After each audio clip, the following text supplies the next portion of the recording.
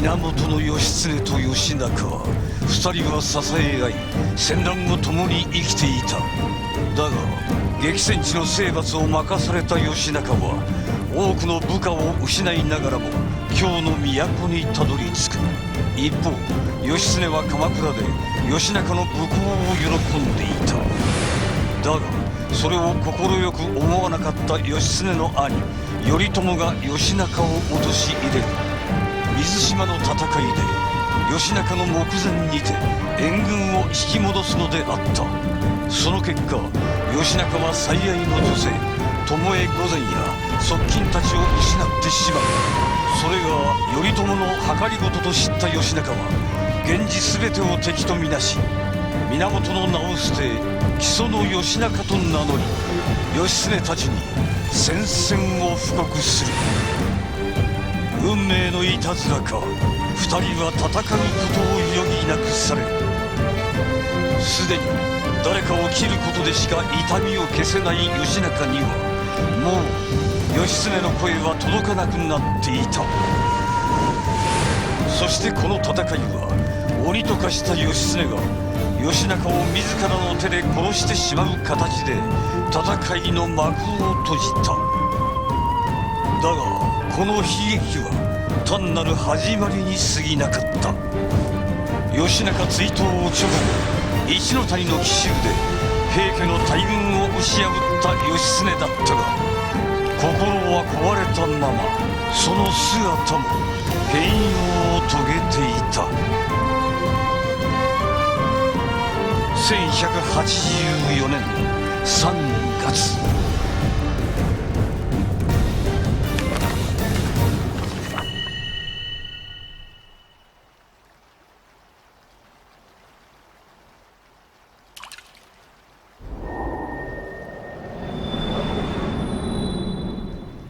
また義仲のことを考えているのか義経。影、いい加減にしろ。己で苦労てまだとも思うか。当たり前だ。私の命も消えてなくなった。もうお前を助けてやることはできぬ。お前の中に潜む鬼以外はな。仲間同士で殺し合うことに何の意味があるんだ。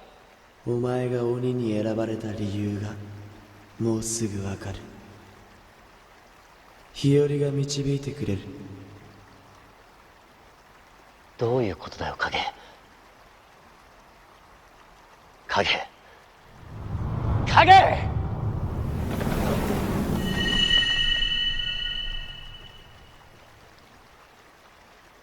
おいおい、どうしたんだ。そんな怖い顔したって何も変わんねえよ。この数ヶ月ここはひどい戦場だったにもかかわらずああやって魚たちは楽しそうに泳いでんじゃねえか。細けえこと気にして生きてんのは俺たちもののふや人間だけだ。大体お前ここは平家と源氏がぶつかってる微妙な場所だぞ。うろうろしてたら殺されちまうぞ。分かったらさっさと村に帰る。帰れよ。貴様に何がわかる。ああ、大切な友を失った痛みが貴様にわかるというのか。腕の中で死んでいくんだ。はあ、わかんない。全然わかんないね。そいつがお前にとってどれだけ大切な存在だったかも何もわからん。貴様。でもな、これだけはわかる。どれだけ泣いても悲しんでもそいつは二度と帰ってこねえ。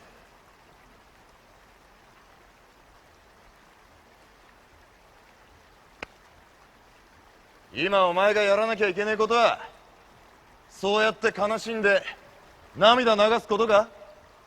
お？泣いてなんかない。泣いてたじゃ泣いてないん。どっちでもいいけどさ、その大切な友はおめえが笑ってきたことを望んでると思うぜ。戦を終わらすには悲しんでるだけじゃダメってことだ。そんなことは分かってる。はいはい、これは失礼しました。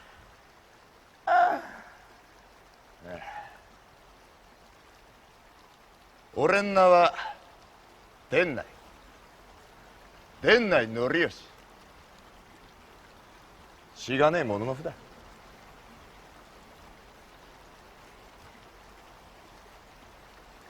俺は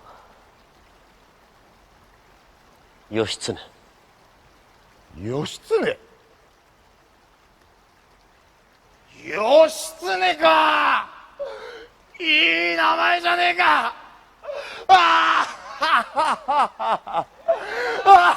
おっやべえ、ちょっと待てよ。伝内様、伝内様、則経様、則経様。ほら伝内、あれほど一人で動くなと何度言ったらわかるんだ。わかるんだ。おおか。なんでお前は僕の言うことを聞けないんだよ。だって俺おめえの家来じゃねえもん。そんなこと言ってんじゃない。なり、お前大きい声出すなよ。お前俺の嫁か？なんだと心配しちゃってんのに。分かったからノリの言う通りちゃんと帰ってやりますからね。おいお前、誰だ？怪しいやつ。お前、敵。何やつだ！悪いやつ。殺す。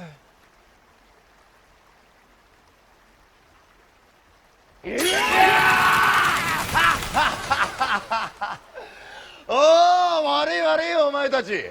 こいつは俺の連れだ。なんだ、お知り合いですか？人が悪すぎますよ。お前たちはピリピリしすぎだ。僕の家臣が失礼なことをした。すまん、許してやってくれ。聞く、お前も謝れ。気にしてない。もうそろそろ帰るよ。いや、ここは物騒だ。家臣に家まで送らせよ大丈夫。一人で帰れる。う。いやでも大丈夫だそうだ。気をつけて帰れよ。おい、また会おうぜ。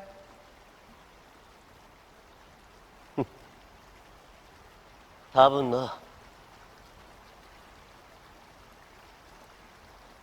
またな。また。よっしゃノリ、俺たちもそろそろ消えるか。よし、みんな帰るぞ。なりなり。ところで伝内、あん？さっきのあの者は一体誰だ。おお、あいつか。あいつの名は義経。源の義経。いにしえよりもののけと人間は共存してきた。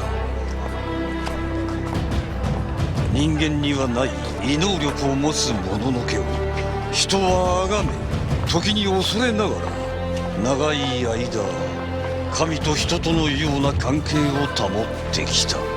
だがこのもののけたちと交わり、その血と能力を受け継ぐ人の姿をした者たちがやがて現れる。その者たちは人にあらざる者という意味からモノノフと呼ばれるようになった。モノノフは次第にその数を増し、特殊な力で人間を統治し始める。長い年月とともに彼らは各地で勢力を拡大し、そして争いはやがて大きな戦に発展していった。時は平安時代後期、モノノフが人間を統治する時代。その力は彼らの数だけその類を見せた。鬼と化す者、未来を覗く者、力を封じる者、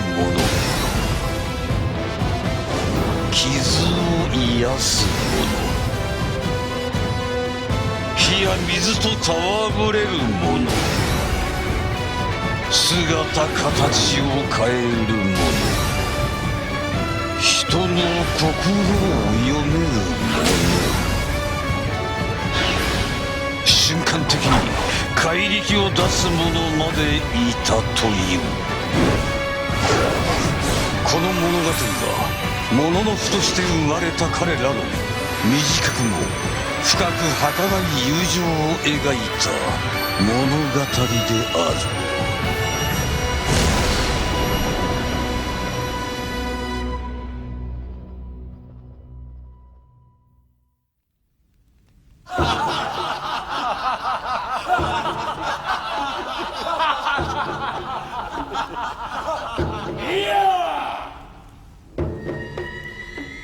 今やこの日の本は源氏の旗印に包まれ、悪しき平家の時代は終わりを告げようとしておる。謀反を起こした義仲の討伐以降、我が愛しい弟義経の快進撃は未だ続いておるのじゃ。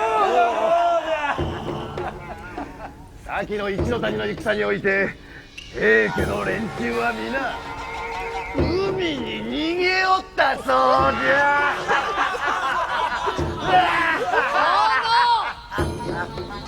殿は義経に甘すぎまする。なぜ義経だけ京の都に残しておるのです。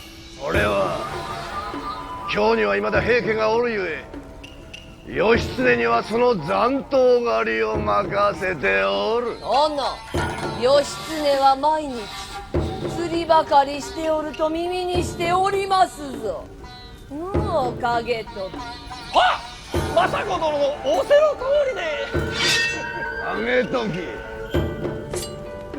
はい。今の者、次の戦に備えよ。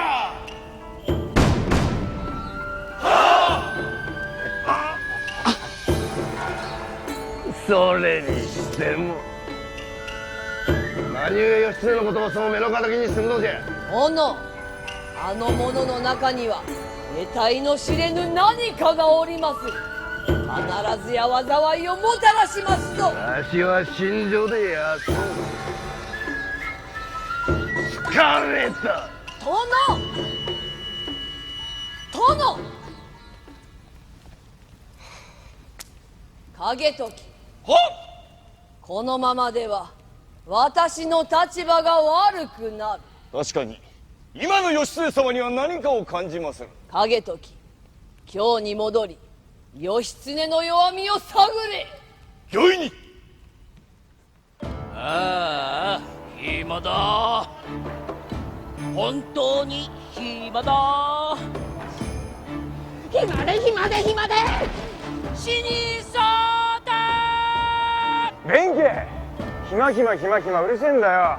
なんで俺たちだけが京の都に残されなきゃならねえんだ。三郎、おかしいだろ。上には上の考えがあるんだよ。おい日和、向こうから手ぬぐい持ってきてくれ。はーい。行くぞ。あっ、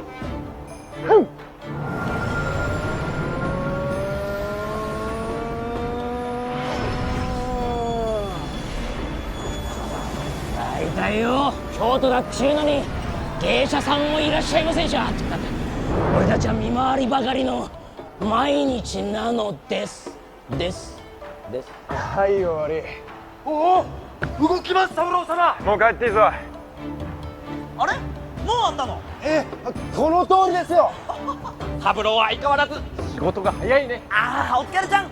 俺たちには三郎がいるから心強いよ。何ちゃん。本当だと殿信。三郎様感謝しろ。義経と一緒にいると軽い怪我じゃ済まねって。この間の戦の時もよ、バカ義経があんな崖のてっぺんから我続けって言い出した時はマジでゾッとしたもんな。まあ怪我したやつは多かったが、あの奇襲で平家をやれたわけだ。あいつは大したもんだ。バカ、あんなことやってたら命がいくつあったって足んねえ。あいつは狂ってるだけだ。あれそういうお前が一番降りてくるの遅かったんじゃなかったっけな。何言ってんだバカ兄弟。俺はお前らが無事かどうか上から見守ってあげてたでしょ。ペンキーちゃんはいつものことだよな。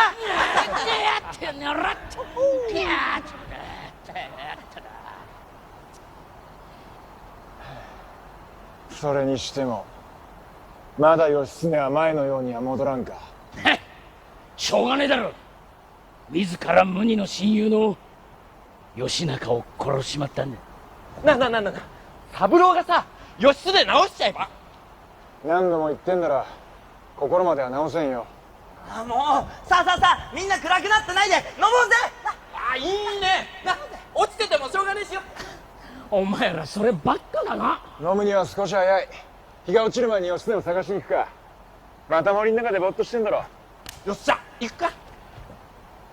あれ早くない？なんで帰ってきたの？なんでって自分の屋敷だから。いやちょっと早すぎないかななんて。まいいんじゃねえの。探しに行く手間も省けたことだし。そうだよ。平家の連中もうろうろしてるしさ、勝ち合ったりしたら知り合いになるしな。そうあいつら何考えてるかズバッわかんないからな。そうでもないよ。え、どういうこと？森の中で会ったんだよ、平家の連中に。おい、相手は何人だよ。知り合いになったのか？面白い奴らだったよ。面白い。とうとう殺し合いまで楽しむようになりやがったか。お前らが言ってた鬼ってやつ？重傷だな。義経はとうとう鬼になっちまったんだ。なっちまっただ。鬼になっちまっただ。すまねえことをしたんだ。鬼ヶ島さん帰るだ。あっただっただ。なってない。だから則経ってやつが現れたんだよ。平の則経か。ただ平の則経っちゃ平家最強のもののふじゃねえかよ。へえ、そうなんだ。お前さ、もうちょっと緊張感持った方がいいよ。別に戦ったわけじゃないし、それに向こうから謝ってきたよ。謝った？義経悪いが全然話が読めん。めんどくさいな。話せば長くなるんだよ。もう一人おかしなやつが現れて、そいつがいたから戦にはならなかった。誰だそいつ？伝内って言ったかな。ちょっと待て義経。伝内って伝内則義か。なんだ三郎、知り合いか？いやよく知ってる。知ってんのかって。でなんでお前が敵知っちゃってんだよ。そいつ俺の幼なじみ。どういうこと？源氏はいつ仕掛けてくるかわからん。皆の者、次の戦に備えよ。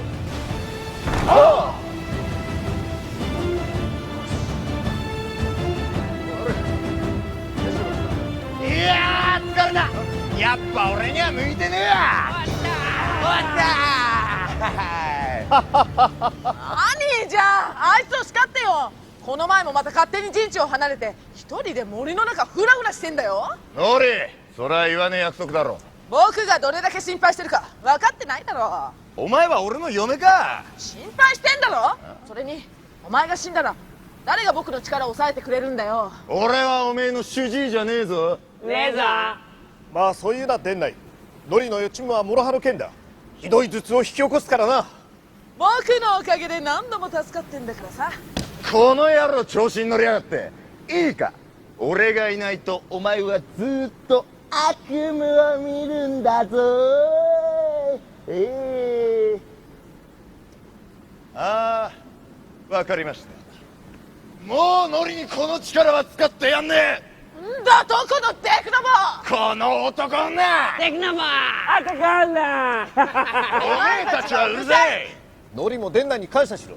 お前の予知夢を抑えてくれるのは伝内だけだ。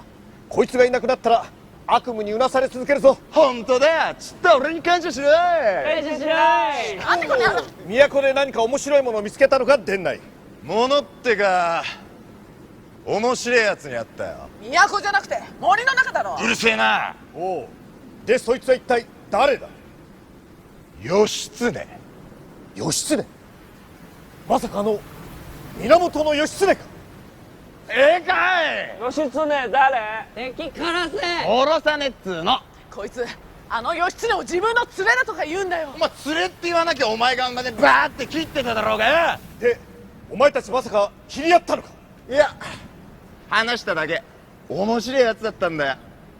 源義経か？お、ともちゃん興味ある？ともちゃんって呼ぶな。いいじゃん、ともちゃんなんだからよ。ともちゃん。おい伝内、一つ頼まれ事をしてくれんか？頼まれ事？なんか嫌な予感すんだけど。いや大したことではない。いや大したことになるか。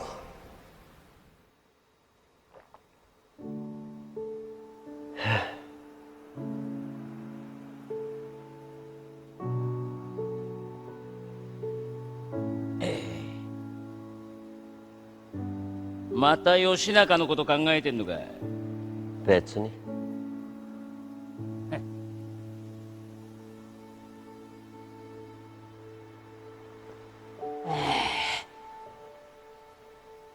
俺たちモノノフってのはな、戦うために生まれてきたんだ。だから特殊な力を持ってる。ただ祈ることしかできねえ人間どもとはわけが違う。俺たちはこの力で争いを収めていくしかねえんだよ。本当にそうかな？ん？俺たちの存在そのものが争いの原因だとしたら。またそれかよ。お前はな。影が言ってた。俺が鬼に選ばれた理由がもうすぐ分かるんだと。ほっとけほっとけ。あいつは死んだんだよ。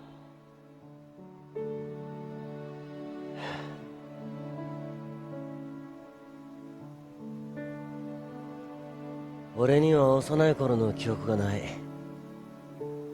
全部お前から聞いたことばかりだ。でもさ、考えてみればおかしな話だろ。親でもないのに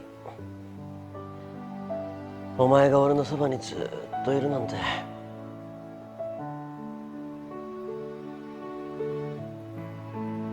その理由はさ、鬼だった俺をお前が殺しに来たんじゃないのかな。なんてな。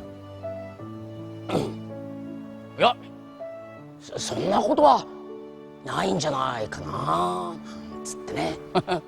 嘘が下手だな。うるせえ。いいんだよ、どっちでもいいんだよ。こうやって今まで一緒にいてくれたこと、本当に感謝してる。どうしたよ、気持ち悪いな。一つ頼みがあるんだ。うん？金はねえぞ。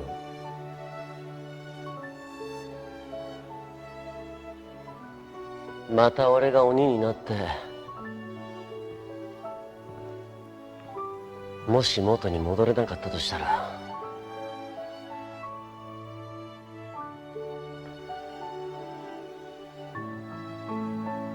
その時はお前が俺を殺してくれ。おい、何言ってんだよ。お前にしか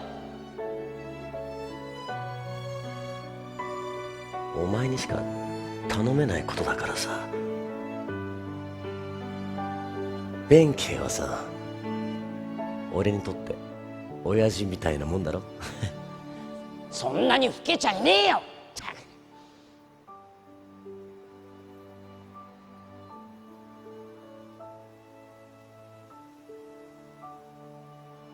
分かったよ。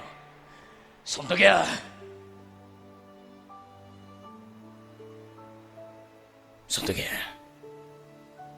俺がお前を殺してやる。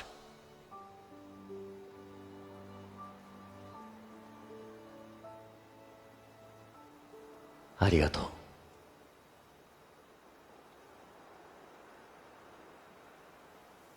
う。よせよ、気持ち悪いよ。お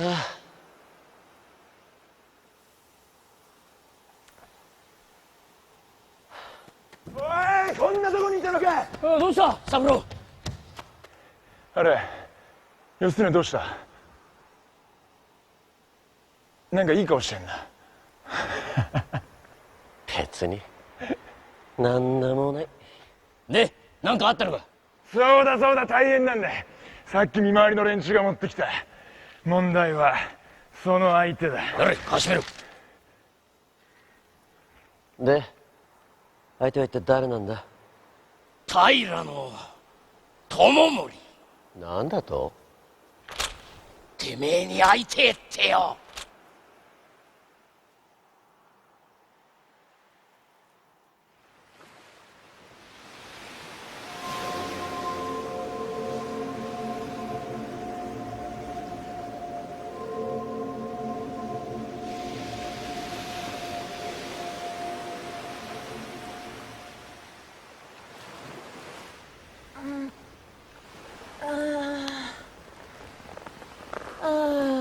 ぐっすり寝た。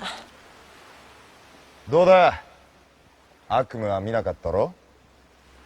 殿内の膝はよく眠れる。やめろよお前。なあ殿内、あ、なんで兄者は和平なんて道を選ぶのかな。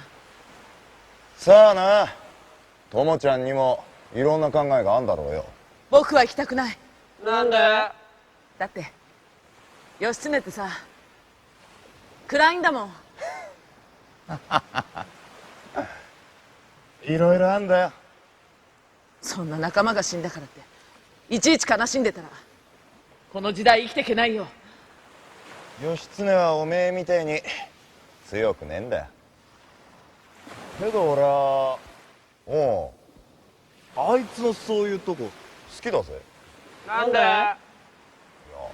だってこんな時代だからこそ忘れがちなこったろ。どんどん仲間が死んでく。でも心が苦しくなるのはそいつらずっと思ってるからじゃねえのかな。お前らわかる？わかんない。じゃあ銀、菊が死んだらどうする？泣く。じゃあ菊、銀が死んだらどうする？銀は死なない。銀は死なない。分かったよ菊。銀は死なない。みんな死なない。大丈夫、僕がみんなを守るから。菊も銀もついでに殿内も。なんだよついでって。ついで。ふざけんなよお前。たとえこの命がなくなったとしてもみんなを守ってみせる。バーカ、命がなくなるなんて軽々しく言うな。そうならねえためにも戦なんてねえ方がいいんだ。簡単にはいかない。どちらかが滅びるまでこの戦は終わらない。おめえは極端すぎんだよな。いいか、世の中にはもっといろんな答えがあんだよ。源氏は今まで散々僕らを裏切ってきた。そりゃお互い様だ。もう誰も死なせない。誰も。そうならねえためにも。分かってる。行くよ。僕も行く。義経に会いに。俺も行く。あれは。よっしゃ。みんなでお出かけすっか。そうするか。よし。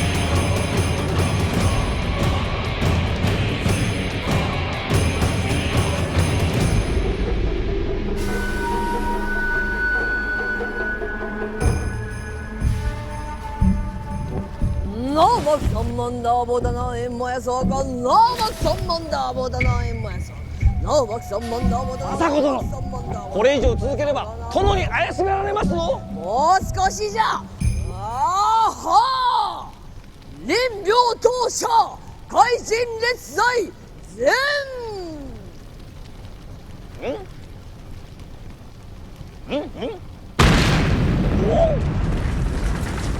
わしを呼び起こしたのは誰じゃ。お前か。土地を呼んだのはこの政子じゃ。政子殿、もう少し穏やかに。してわしに何の用じゃ。そちの力を私に貸せ。なんじゃと。お前は影にやられて地獄に落ちた。私に力を貸せ。その裏に話してやろう。面白い女よ。だが今のわしにはさほど力はない。分かっておる。だが弱き者の心に入り、そやつを狂わすことぐらいできるであろう。なんと。ほう。してその見返りは。お前にこの国をくれてやろう。面白い。お主の茶番に付き合ってやろう。あれ、こっちからダメだ、ダメだ。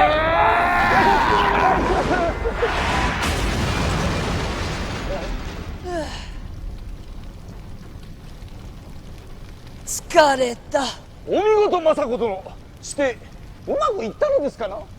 あの化け物が弱き者の心に入り、そやつがきっと我らに絶好の機会を与えよう。で、その弱き者とは一体誰のことで。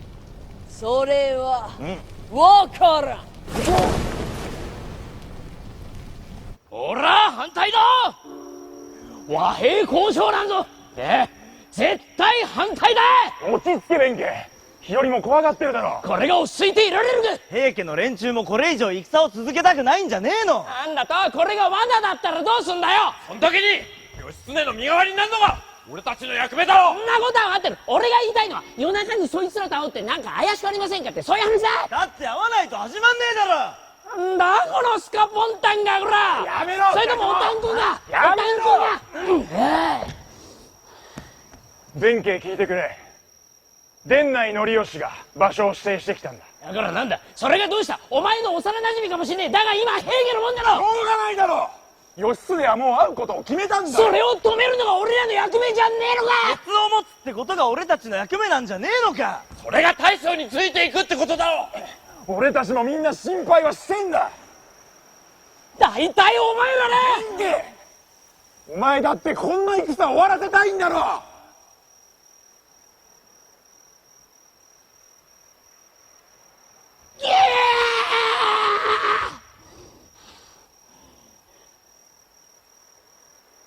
のままだと多くの者が死ぬ。俺たちの命、戦を終わらすことに使うんじゃなかったのか。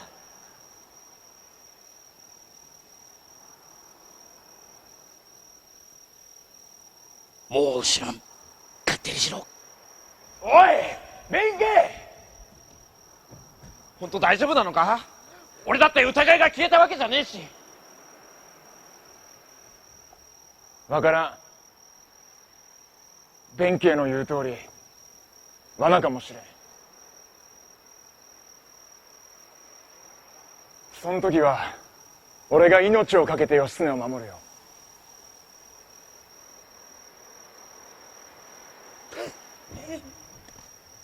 残念ながらお前の力は防御型だ。身代わりになるのは俺たちの役目だろ。それに三郎が死んだら俺たちが怪我した時困るもんね。な。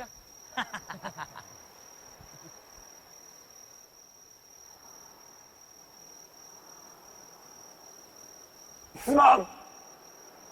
義経のことを守ってくれ。お前が謝ることないって。そう義経についていくって決めた時からこの命あいつにくれてやった。第4な。そういうことそれに俺たちより弁慶の方が真っ先に身代わりになってくれると思うよな。だな。あいつは義経命だもんな。綺麗なお月さんだな。あと何回こんな綺麗なお月さんを見ることができんのかね。ちくしょう。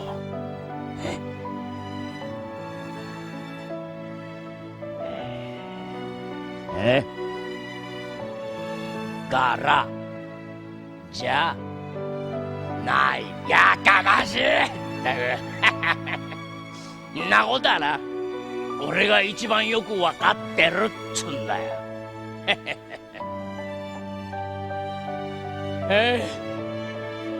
分かってんだよ、俺だって。だが義経はどんどん破滅の道に進んでる。しかも自らで。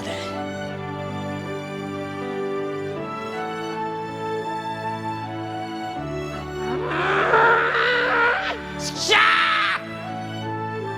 ー！このまま行ったらてめえ本当に死んじまうぞ、バカ野郎！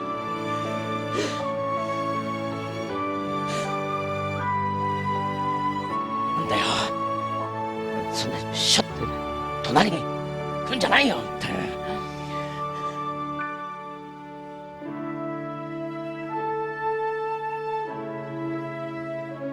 義経は俺が守ってやるよ。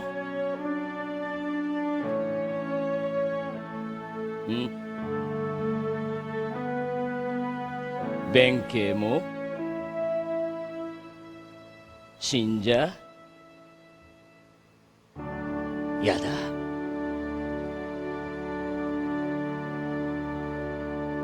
バカだ。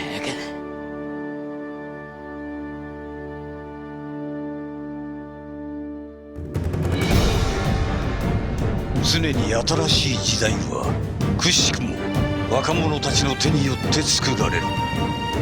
こうして戦乱の最中に源氏と平家の若武者たちは和平の道を互いに模索し始めるのであった。だがそれは決して容易な道ではなかった。1184年4月。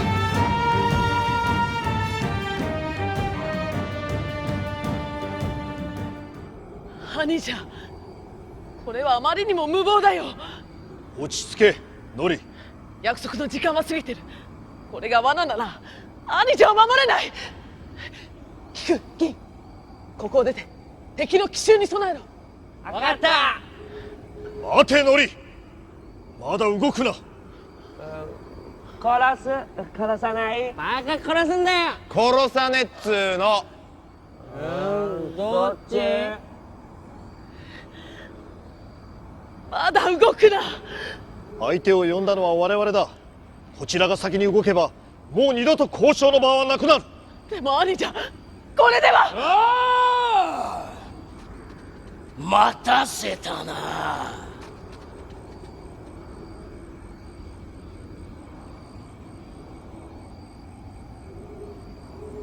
すまん、遅くなった。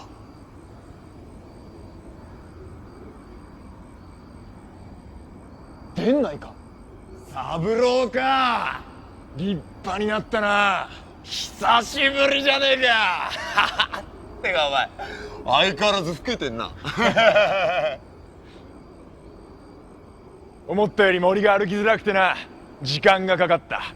すまん。ああ、そんなの気にすんな。我々をはめる気じゃないだろうな。おいおい、あんた言うね。そっちから呼び出しといて、その言い草はねえんじゃねえの。電気やめろ。とにかく座ってくれ。だいたい清掃もせずにこの場に来ること自体が僕らをなめてるよ、兄者。俺はどんな時でも清掃なんてしねえんだよ。仮面か乗常。乗常。こいつが乗常かよ。ははん、てめえが平の乗常ちゃんか。平家最強の鬼とか呼ばれてる割には細い体してやんな。女みてえな顔しやがってよ。おい弁慶、すまん。仲間の無礼を許してくれ。別にいいよ、本当のことだから。細い体も女みたいな顔も平家最強の鬼と呼ばれていることも。あれ煽るね。だったらここで勝負するか、それともそんな格好じゃまともに戦えねえか。力の差があるからちょうどいいか。なんだこら。僕は信太よりもこいつに興味がある。信太、お前も僕と戦いたいんだろ。義経。こいつが源義経。おいおい、俺たちは戦をしに来たんじゃないんだぜ。とにかく座れ。聞く、銀やれ。より敵殺す。兄ちゃん、無理か。二人とも離れろ。あいてててこ。仲間割れか。お前殺す。よしね。俺たちは争いに来たわけじゃない。おお、聞く相手にまだ余裕があるのか。お前絶対に殺す。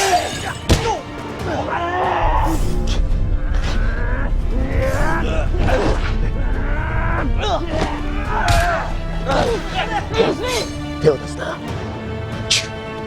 いいじゃないか。この程度で義経が死ぬんならこの場で殺した方が話が早い。だと止まれ。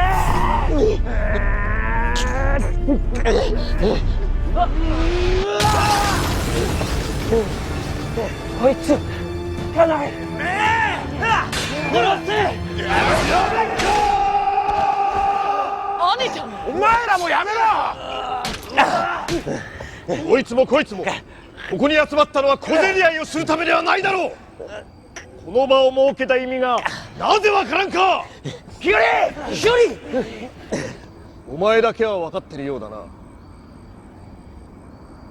そんなに戦いたければこれで勝負をすればよかろう。兄ちゃん。男ならどちらか潰れるまで飲み続けるってのはどうだ。酒か。面白い。かかってかいや。やいこら玉丸。てめえなかなかやるじゃねえかよ。ほら、腐れ坊主、友森様と呼べ。でないとおめえを叩きして肉団子にして鍋に入れて。参ったか。弁慶ちゃんに先に勝とうなんじゃな。100年と20日と3日と3分前ぐらい変だよ。やっと一番うるさい2人が潰れたか。おい侍、お前まだ潰れんじゃねえぞ。おい俺たちが最後まで見届けんだからな。俺はもうダメだ。すまそん。おい侍、ったくちくしょう。俺もいっぱいいっぱいだっつうの。やべ、しょんべいあんた強いね。いや、義経殿も相当強い。義経でいいよ。いや、敵の武将を呼び捨てにはできんよ。あんたの方が年上だし、それにその方が楽だから。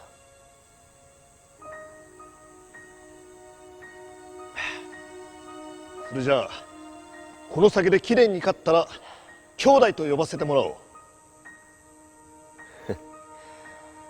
あんた変わってるよ。敵に向かって兄弟って。人は千里の外に分かれ、今日は一杯のうちにあり。俺の一番好きな歌だ。人はどれだけ離れていても一度飲み交わせば俺たちの心はこの杯の中にある。そんなもんだろ。俺の兄上やあんたの一族が聞いたら驚くんだろうな。俺たちが兄弟なんて呼び合ってたら。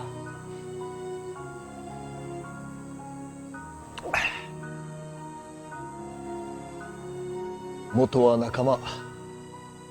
それにもういがみ合う時代じゃないと俺は思うんだがな。なぜ仲間同士で殺し合わねばならん。辛いことがあったか。いや、おかしな話だよ。どんだけ飲んでも酔えなくなった。あの日以来。そうか。それじゃあ酒では勝てんわけだ。義経殿、ちょっと顔を触らせてはくれんか。え？いや、取って食ったりはしない。俺の力は心を覗くことができる。貴殿の心覗いてみたくなった。あんた変わってるよ。いいよ、こんな心でよかったら。かたじけない。いや、酒の余興だろう。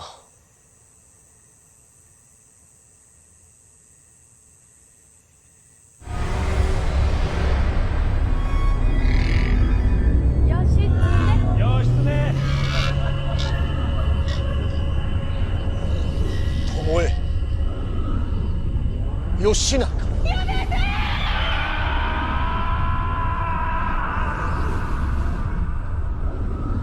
惜しい友を亡くしたな。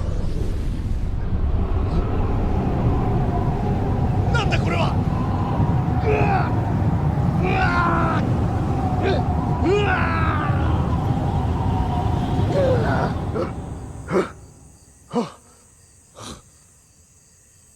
鬼を見たか。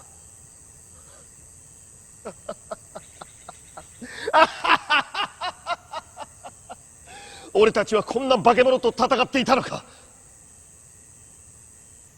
すまん、言葉が過ぎた。いや、いいよ、本当のことだし。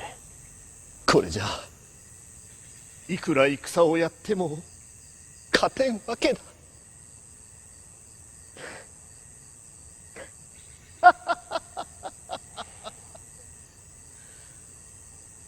伝内、感謝するぞ。俺たちは破滅の道を歩むところだった。友ちゃん。兄弟、これからはそう呼ばせてもらうぞ。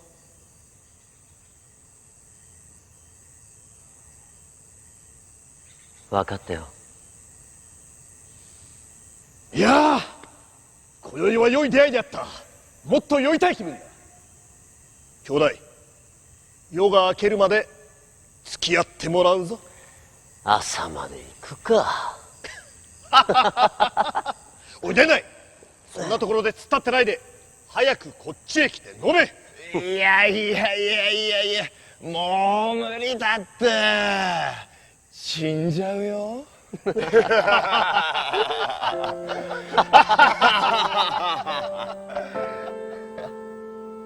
源氏と平家の戦いはたった一夜の杯によって終わりを迎えた。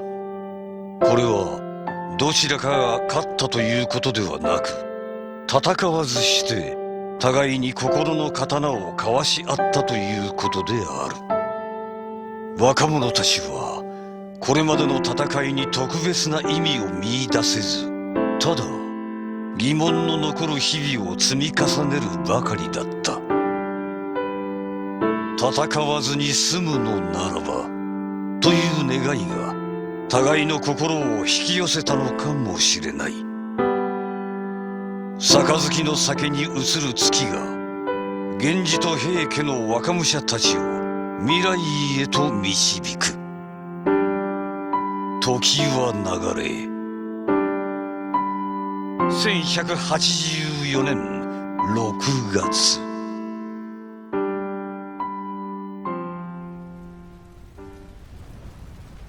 義経から毎度何も変わらずとのことじゃが、それほど今日の平家に手を焼いているとは思えん。義経は一体何をやっておるのか。義経からの書状には何と書いてあったのです？まさか。殿、私がこうして目を光らせておるから鎌倉がうまくいっておるということがまだ分かりませぬか。私をそのように扱っておれば今に必ず大きな災いを招きますぞ。わかった。一大事にござりますな。なんじゃ景時。殿、耳打ちを。なんじゃ。耳打ちを。思考よれ。ほっ。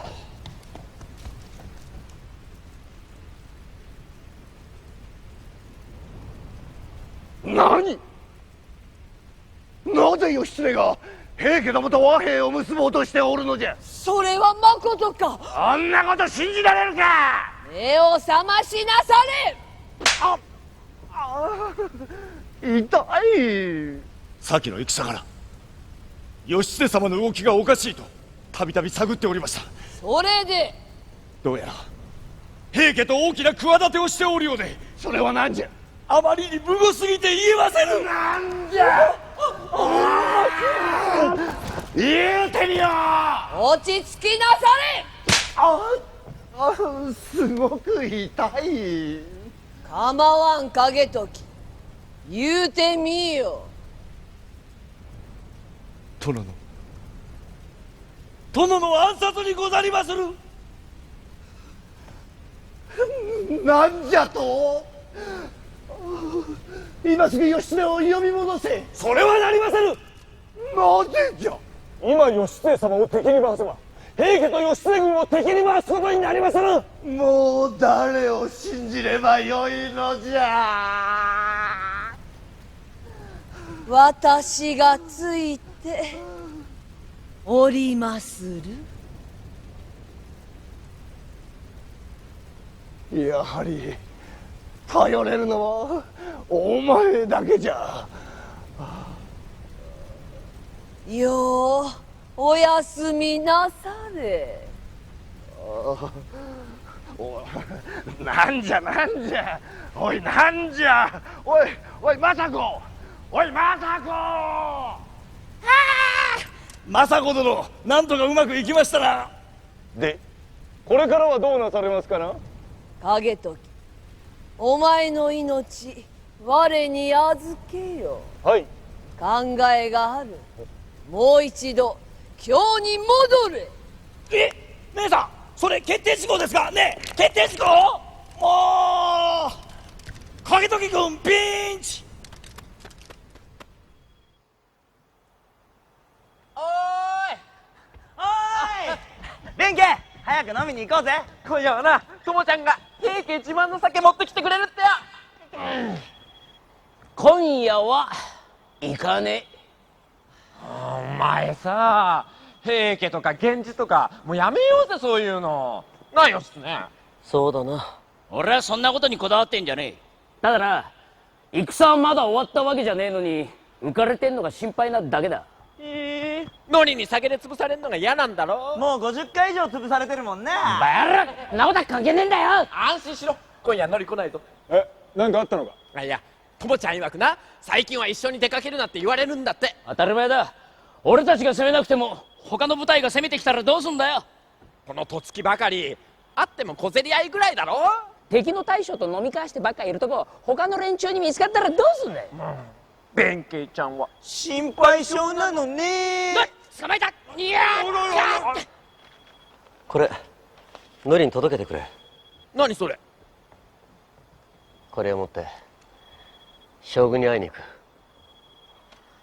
いよいよか。和平の道は気が早えんだよ。お前もついていくんだぞ。俺は嫌だね。森の中歩いてまでノリに会いたかねえや。ほんと可愛くないのな。うるい。足の遅い弁慶ちゃんは邪魔だしな。俺は悪うござんしたね。兄ちゃん気をつけろよ。もう慣れてるよ、何度も言ってるから。あ、ともちゃんの酒残しといてくれよ。酒の心配ばっかしてんじゃねえよ俺。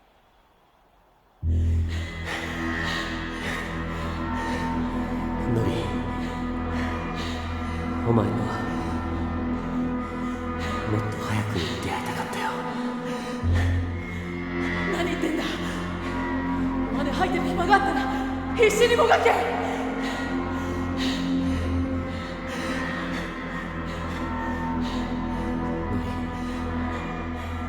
ありがとな。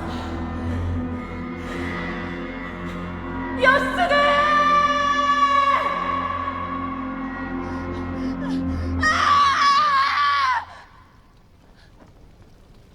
なんだよこの夢。ノリ様大丈夫ですか。ああ、悪い夢を見た。いつものことだよ。なんで僕と義経が戦わなきゃならないんだ。これが近い未来に現実になるっていうのか。ノリ様、お前たちも入れ。さっさと歩け。お前は影時。お前たち下がっていいよ。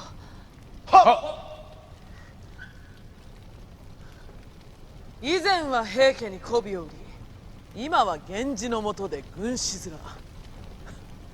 裏切り者がここで何をしている。お久しゅうござりまする。一段と男に磨きがかかり、この影時心から嬉しゅうござりまする。この場で殺してやろうか。大きな声では言えませんが、私はある命を受け草として源氏に潜り込んでおります。何、誰の命令でやってるというんだ。平重衡様にござります。嘘を言え。そんなこと兄者から聞いたこともないわ。重衡様は以前から平家の中に源氏との内通者がおると言うておられた。でなければほぼ平家の負けが続くわけがないと。それで私は何とか源氏の棟梁頼朝の信頼を得るに至り膝元に入ることができたのです。で結局誰が裏切り者なんだ。それは言えません。なんでだ。頼経様には信じられることゆえ。僕を愚弄するのか。いや、たとえこの身を切られても決してその名は言えませぬ。このゲロ。玉森玉森。今なんて言った。友森友森殿にござりまする。貴様言うにことを書いて兄者だと。だから言ったじゃないですか、絶対信じないってね。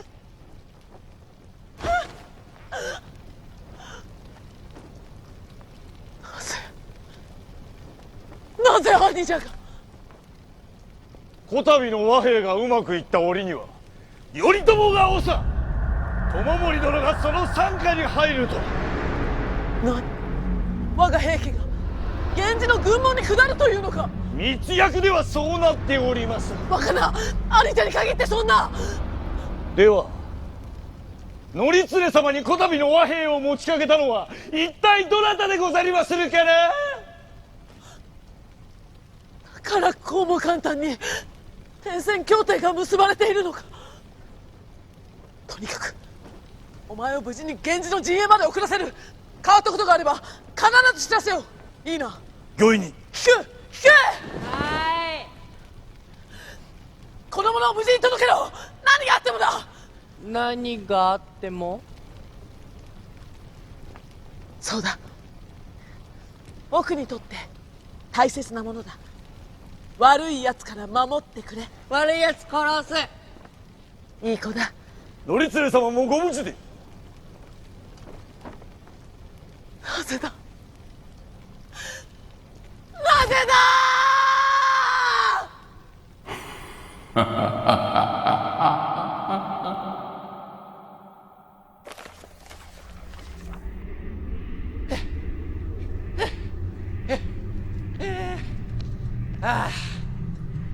あと一時ってとこだな。こんなとこで平家の連中と勝ち合ったりしたら面倒だ。ちょっと休んだら出発すっか。無事に届ける。誰か来る。悪いやつ殺す。無事に届ける。悪いやつ殺す。届ける。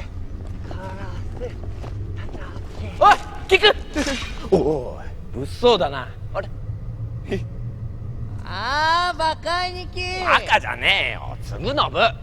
すぐのぶ。そう。ああ、バカ。なんでだよお前。きょとんってしてんじゃねえよ。まあいいや。どこ行くんだよ。無事に届ける。何を。おう、あの方をか。さあ、無事に届ける。そうか。おう、この先はな源氏の連中もいる。戦ったりすんじゃねえぞ。じゃあな。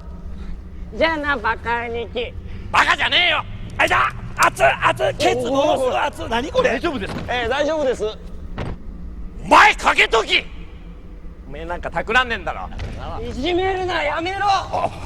いじめてんじゃねえんだよ。こいつはな殺されるかと思いました。何言ってんだよ。悪いやつ殺す。おい、こいつはものすごく悪いやつだぞ。ああ、殺される。恐ろしいや。おい聞く。そいつを俺に渡せ。何があっても無事に届ける。聞く。そいつなんか企んでる。悪いやつ殺せ。何やってんだよ。ああ、恐ろしいや。恐ろしい。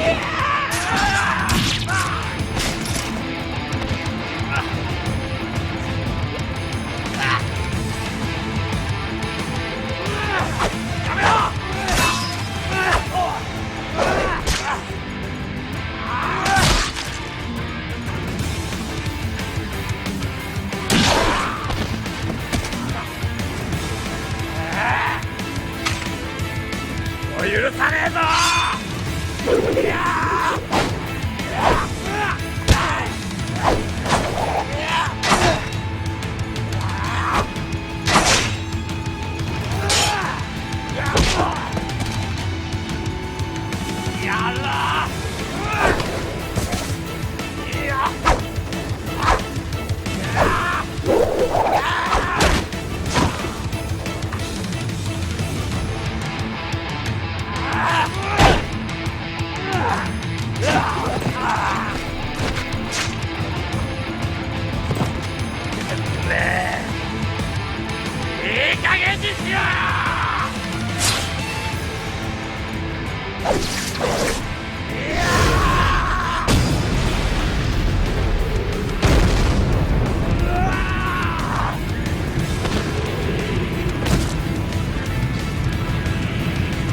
ったか。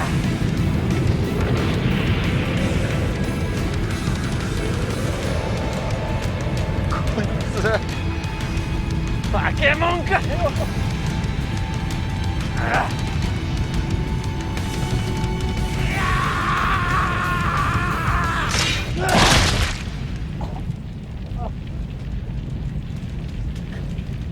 この野郎手じゃねえか。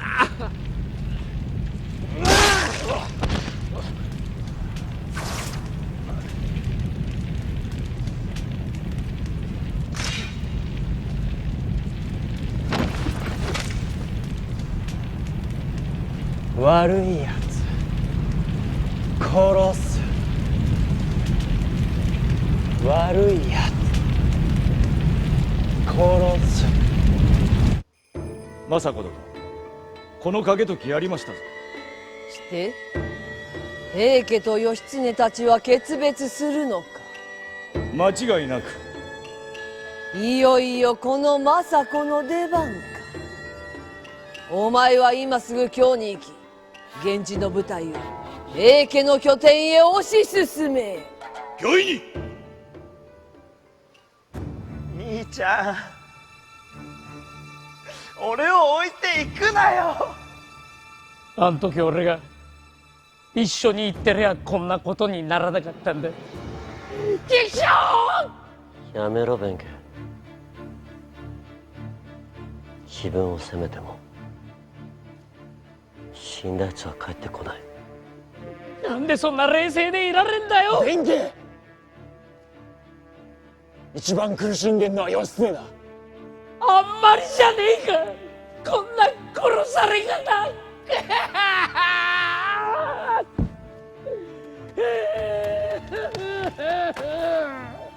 嗣信、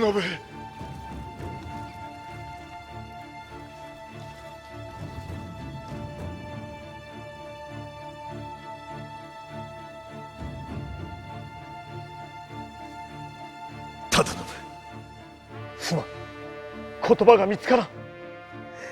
なんでそいつに兄ちゃんが殺されなきゃならねえんだよ。あ？おい、やめろ。話せよ三郎、話せ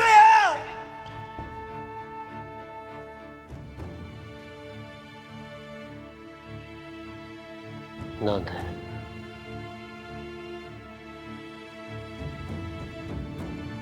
なんで嗣信が殺されなきゃならなかったか教えてくれ兄弟。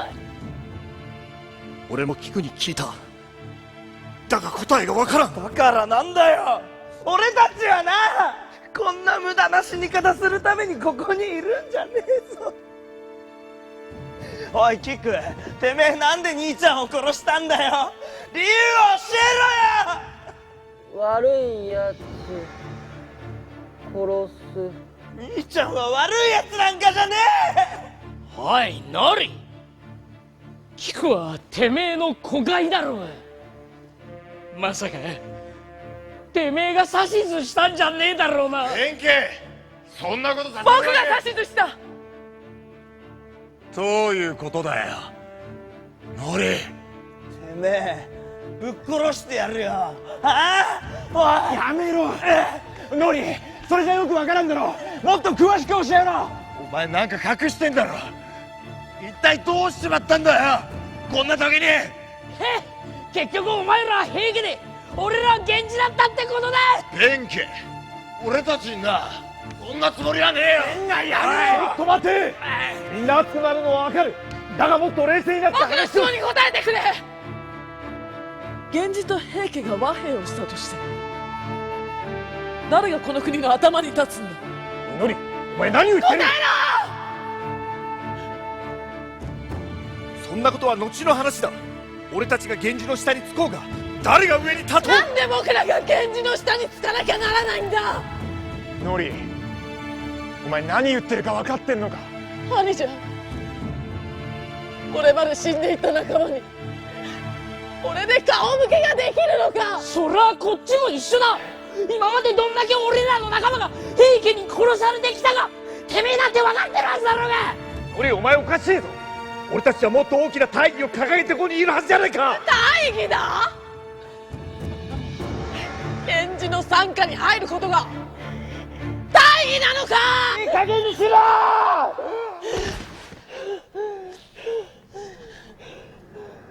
死んだ仲間の前でくだらねえ話するんじゃねえ。見たんだよ。何をだ。僕が義経を殺す夢さ。何寝ぼけたことほざくんじゃねえぞ。結局僕らは戦う運命だったってことさ。たかが夢だろうが。ああ、僕は降りる。バカの相手も疲れた。こんな茶番はもううんざりだ。次はこんなんじゃ済まねえぞこれ。聞く。帰るぞ。分かった。おいノリ。待てよ聞く。てめえは絶対ぶっ殺してやっかんな。ぶっ殺してやっかんな。ノリのことは俺に任せてくれ。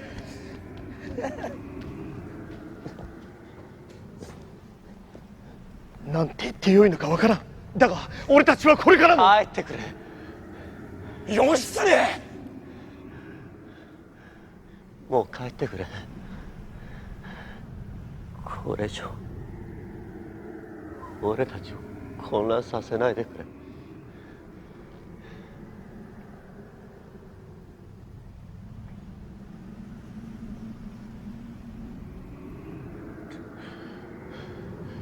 ごめんよ忠信。銀帰るぞ。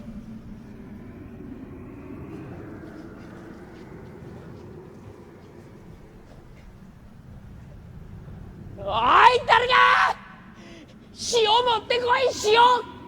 胸くそ悪い。やってられるかこいつは。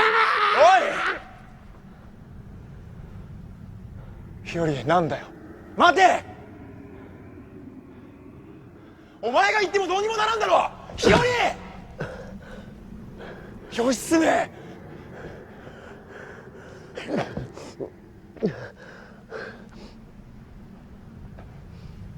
どうなるんだこれから。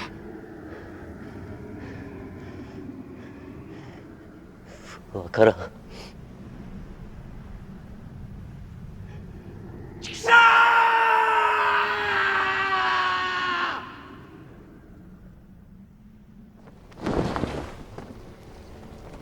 さっきのなんだありゃ。一体どうしまったんだよ。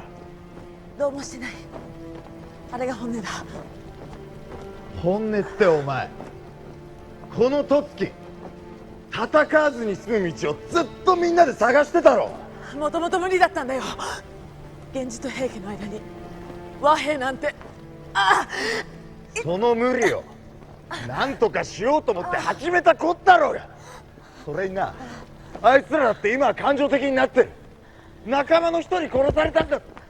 しかも俺たちの仲間に。じゃああの場で菊を殺せば丸く収まったのか。俺が言ってんのはな、そういうことじゃねえんだよ。あいつらは信用できない。なんでだよ。もう誰も信用できないんだよ。お前さ、今がどういう状況か分かって言ってんのか。おいノリ、聞いてんのかよ。お前聞いてんのかよノリ。頭が痛いんだ。興奮して力が抑えきれなくなってんだよ。おい、貸してみろ。おい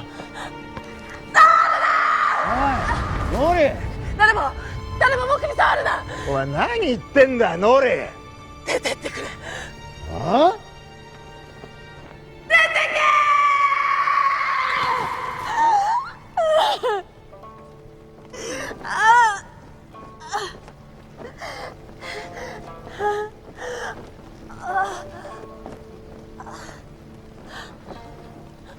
このままじゃお前人になっちまうぞ。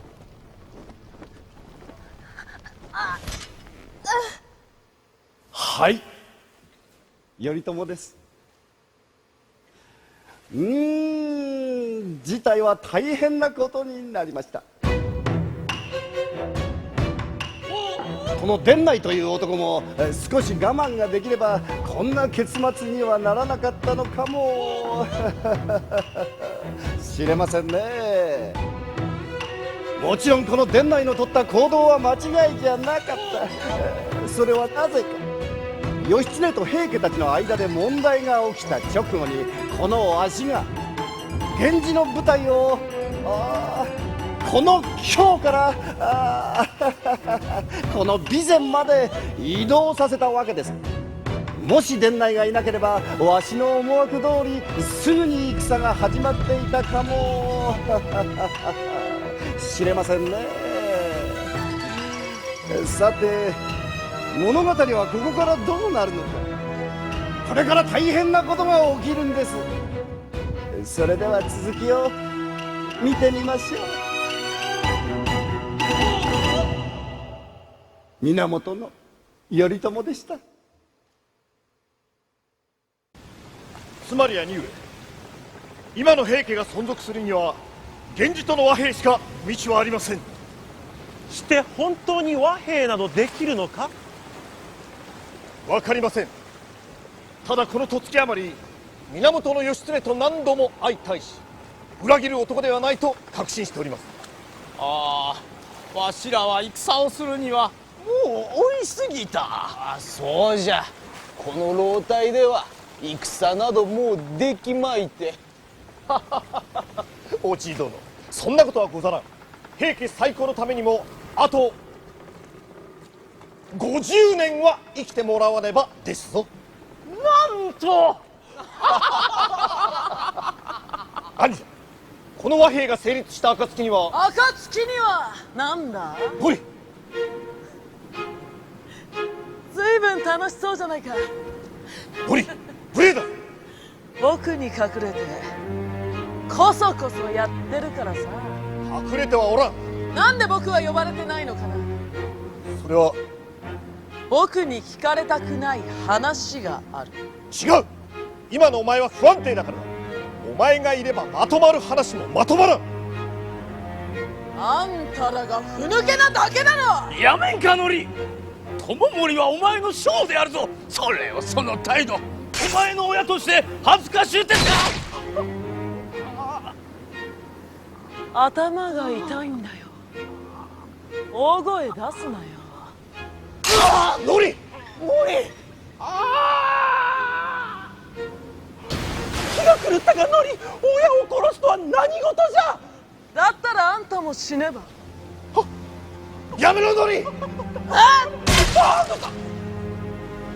皆の者、出会い。あれ、不思議だな。痛みがなくなった。そっか、あんたらがこの頭痛の原因だったんだ。のり、見よ、戦うこともできぬ老兵はただ去るのみ。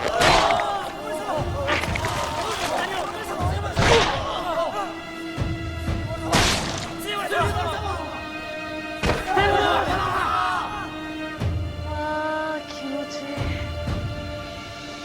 い。嘘みたいに頭の中がすっきりしてる。のり、刀を受け。お前は病気なんだ。僕を病気にさせたのはあんただ。のり様、のり様。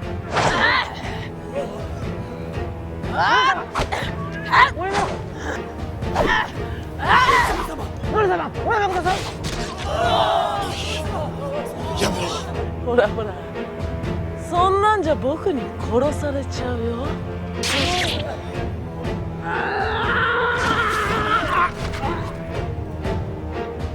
ほり。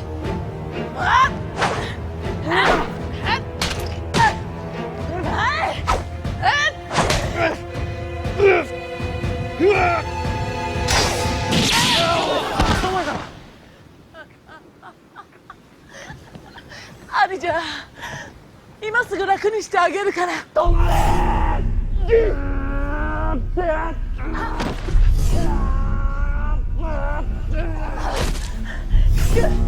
ンをやれ。なんで？ノリの言うことを聞くな。わ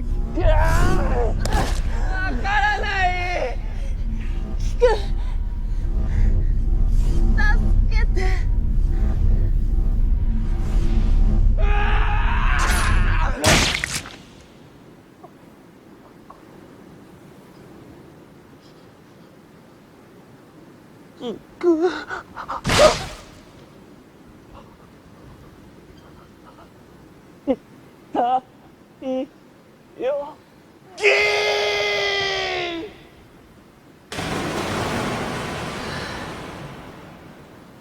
助かったよ。ありがとう、キク。もうやめろ。だから大声出すなって言ったろ。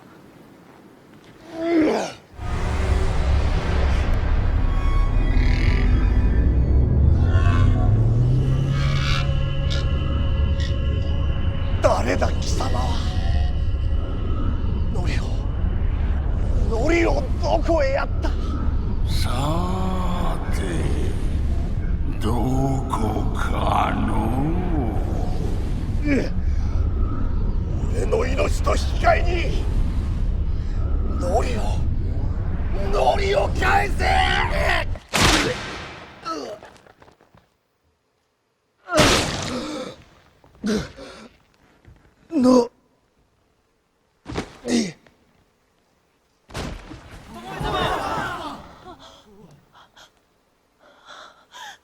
兄ちゃん。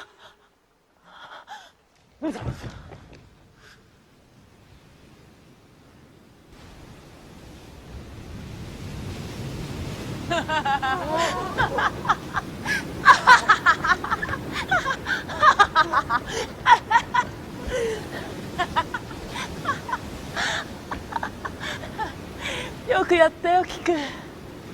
お前は可愛いね。お前たち、よく聞け。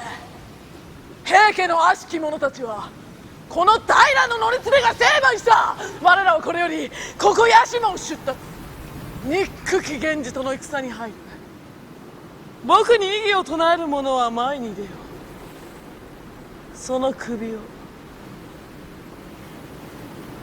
討ち取る。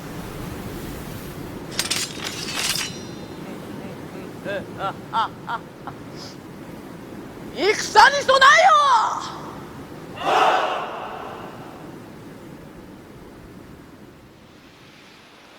義経。どうした？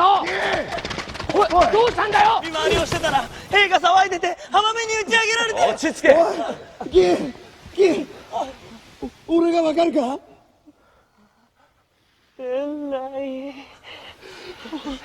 お前誰にやられたんだよ。よかった。やっと会えたよ。助けて。みんな死んじゃった。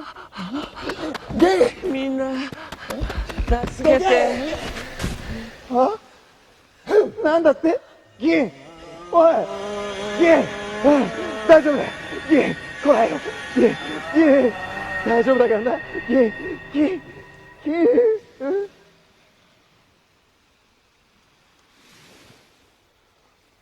ああ？すまん。もう死んでる。なんだよこれ。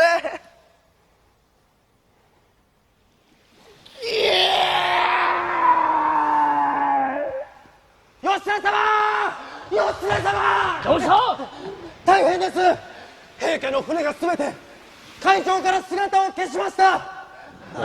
それは何かの間違いだ。それでそれに伴い現地の他の部隊が続々と出立。陸路で移動し始めております。誰が引きを取ってんだ。影時様でございます。あのたぬき野郎。どうする義経。後を追うぞ。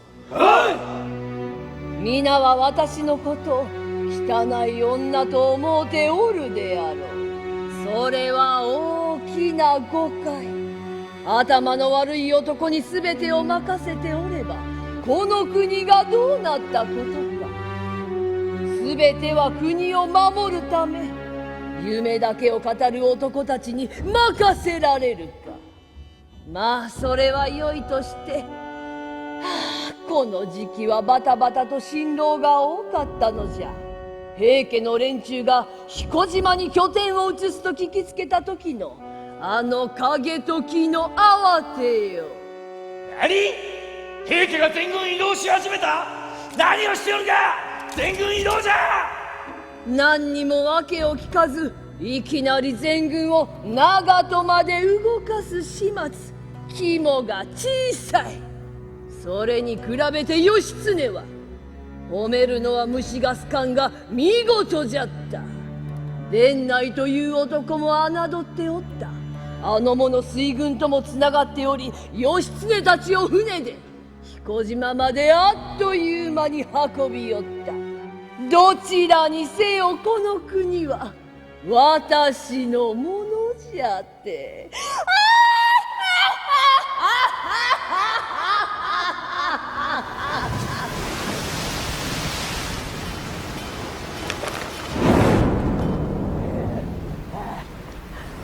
やっと大正船まで来たか。どう考えてもおかしいだろ。兵の数が少なすぎる。これ罠なんじゃねえのか？わからん。だがこの島はノリの庭だ。その気にならいつでも俺たちをなぶり殺しにできる。だったらなんで？呼んでんだ。どういうことだ義経？ノリが俺のこと呼んでんだ。とにかくこっからどうする？源氏の本隊はあと5日もすれば到着する。夜明けまでに全部終わらせるぞ。ちょっと待てよ、俺たちだけでかよ。いくらなんでも無茶だろ。グダグダ言ってねえで行くぞおう！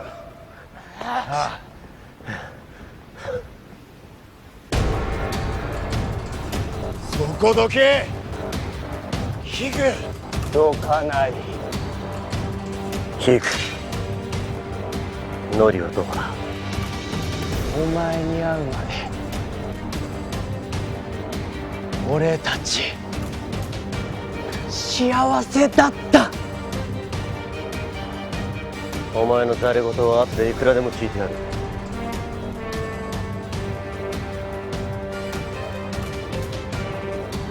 ノリはどこだ？お前殺す。だと？みんな殺す。横の腐れ者の牛。義経、お前は獲物。ノリの獲物。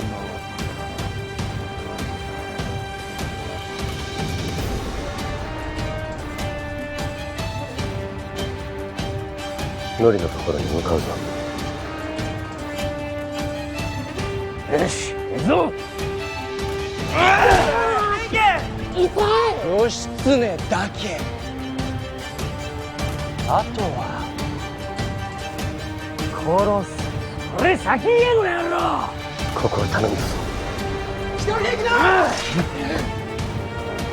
ノリをいじめるやつ殺す。やめろ。裏切り者許さない。みんな許さない。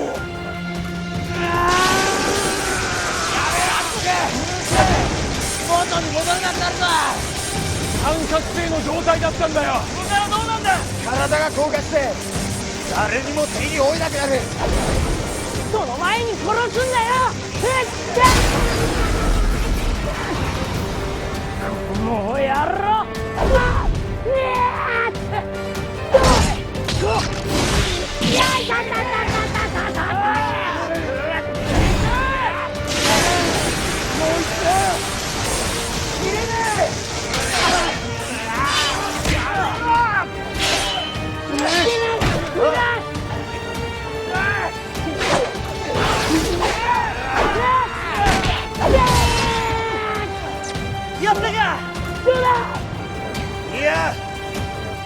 まだだ。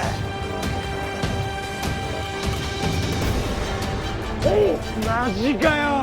おい来るぞ。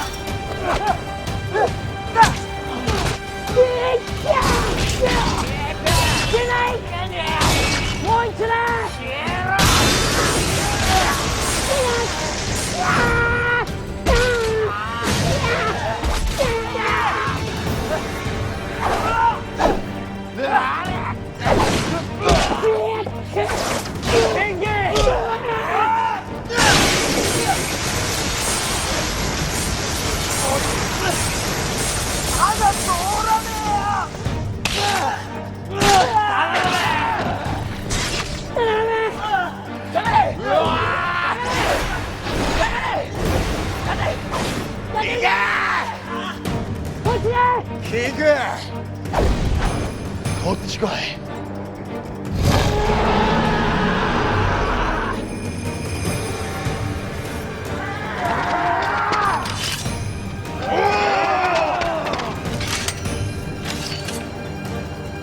これはお前たちと戦いに来たわけじゃない。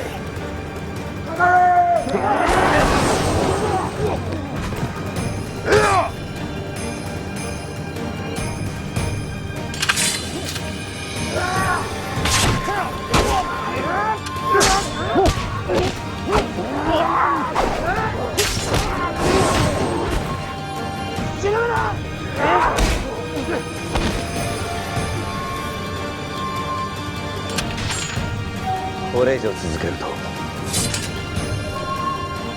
死人が出る。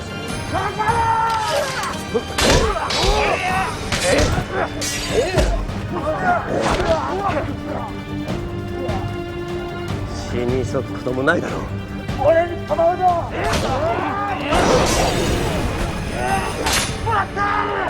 やったな。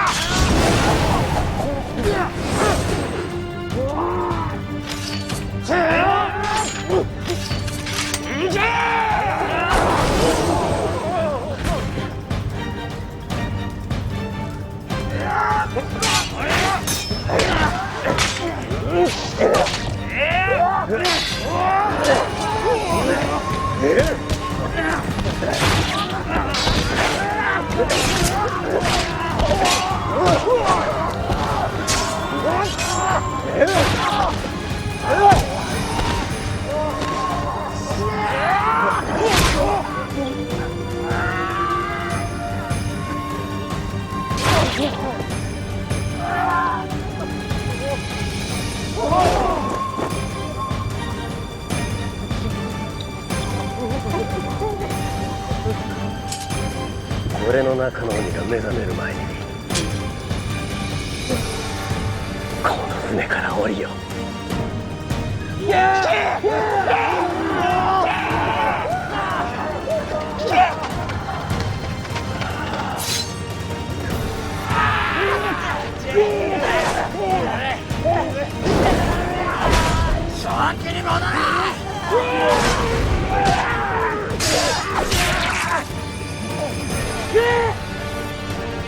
こんなことに何の意味があるんだ。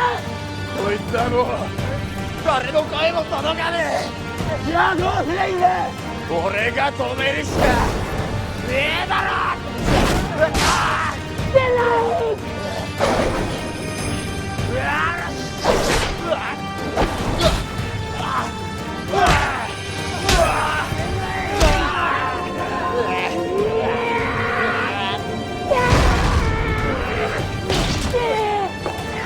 おい、聞いたのか。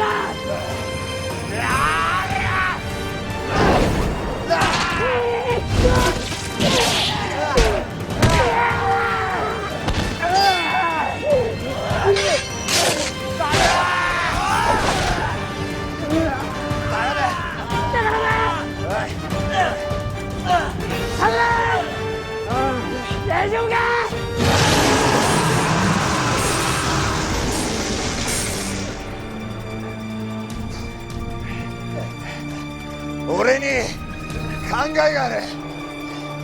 頼む。ごめん、絶対に躊躇すんじゃねえぞ。どういうことだよ。いつわかる。サブロー、弁慶、最後にもう一度行くぞ。最後ってどういうことだ。しょうがねえな。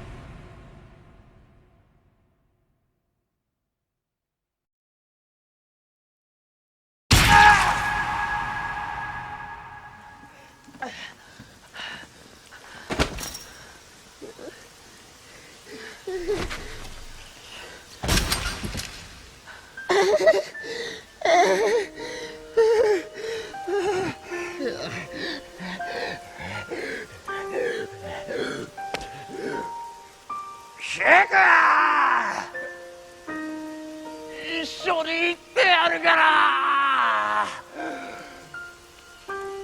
勘弁しろよ。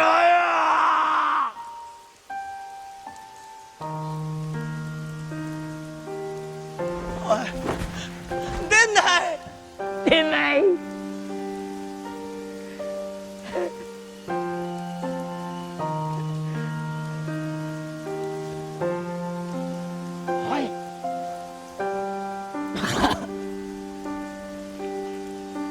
ナリの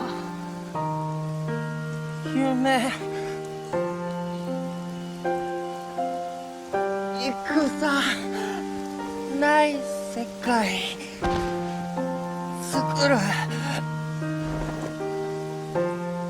だから死なんない。キク、もうやめようぜ。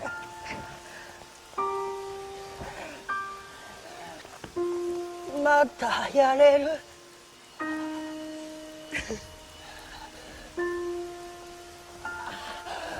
まだやれるよ。なり。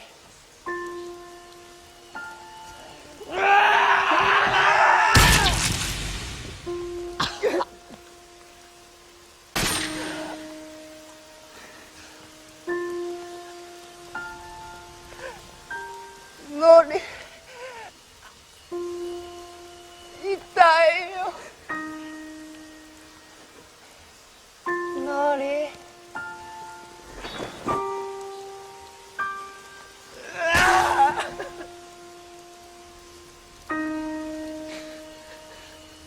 俺たちは何のために戦ってんだよ。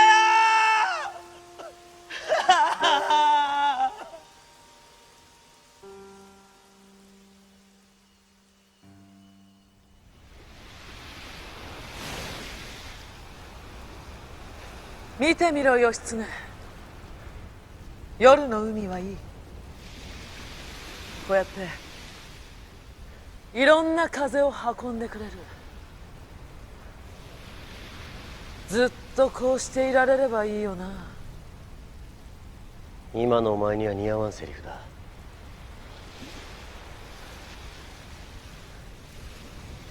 お前から血の匂いがするぞ。そう言うなよ義経。お前も僕と同じだ。その手で自分の親友まで殺してんだからさ。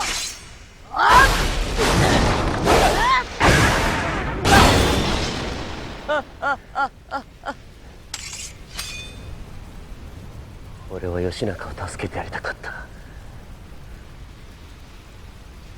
でもできなかったんだ。だからせめてあいつがやり残したことを最後までやるつもりだ。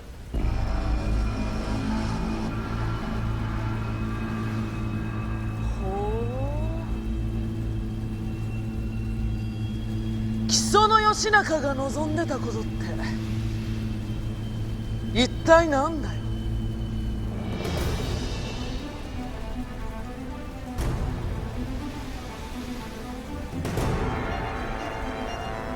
この国を統一して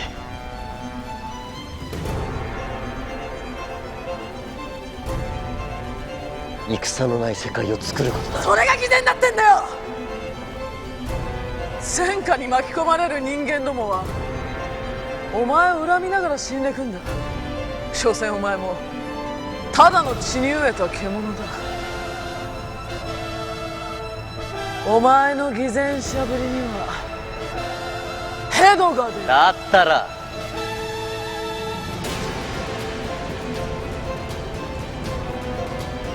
俺たちみたいな血に飢えた鬼なんてもうこの世にはいらんだろう。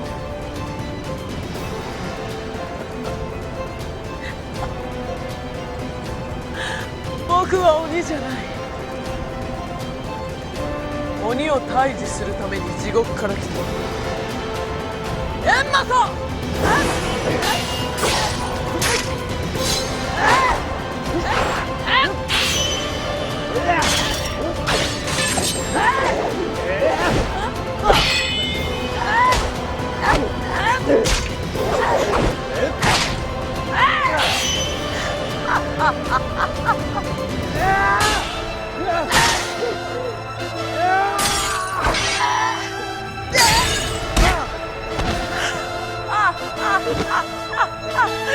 圧倒的じゃないかこの力は。これが天下の授かった力か。最高だよ最高だよ。お前完全に気が狂ってるぜ。これは褒め言葉として受け取ってもいいのかな。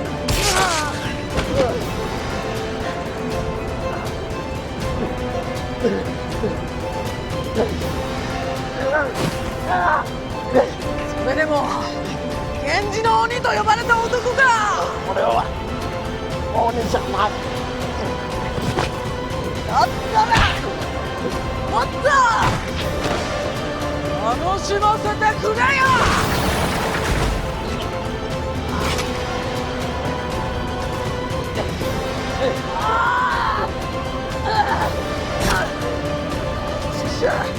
頭が割れそうだ。お前面白くないよ。もっと本気を出してくれないとか。うるせえ。なんだよその態度。弱いくせにお前が本気を出さないから面白くないっつってんだよ。源氏の連中は口ばっかり。あの巴って女も口ばっかりで大したことなかったもんな。なんだと。あまりにも強情だったから僕が弓であの女の胸をピーンと貫いたのさ。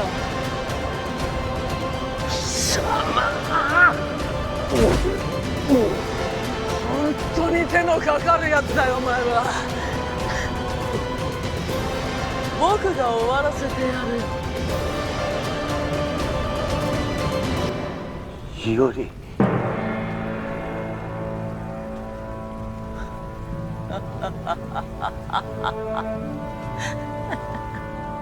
何やってんだお前こんなとこで。逃げろ。日和、お前には関係ないだろ。関係ない？なんだよそれ。そんなことが通用すると本気で思ってんの？お前は本当にけなげだね。なあ日和、義経はお前が死なないと鬼が出てこないんだって。やめてくれ。僕が本当に戦いたいのは義経の中にいる鬼だ。さあ出ておいで。義経の中から出ておいで。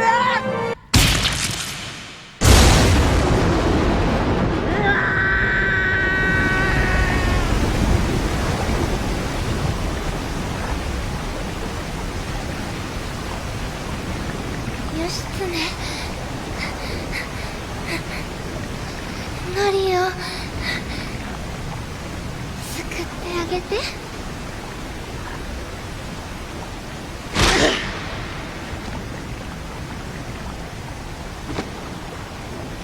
綺麗だよ日和。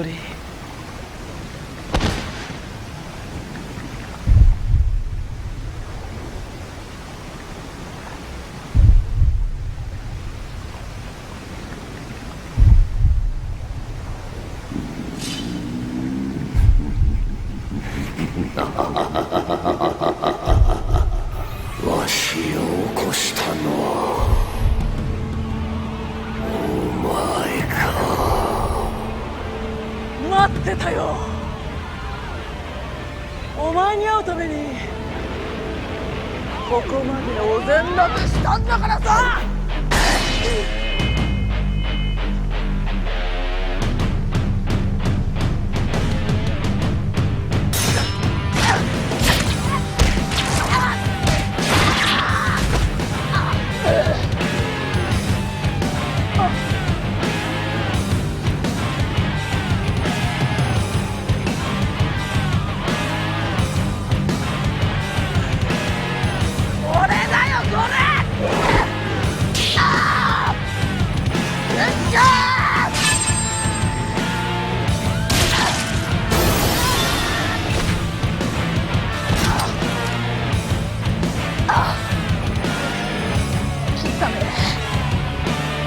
僕を切ったね。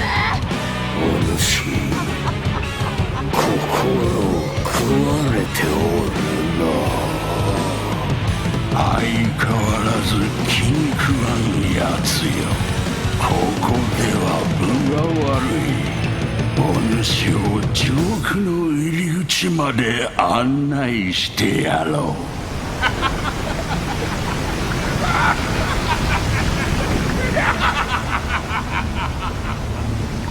この世界ではわしに分がある。姑息ないやつよ。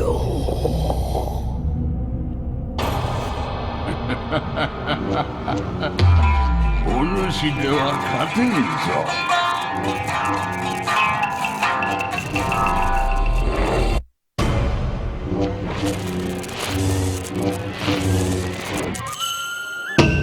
汚いやつめ。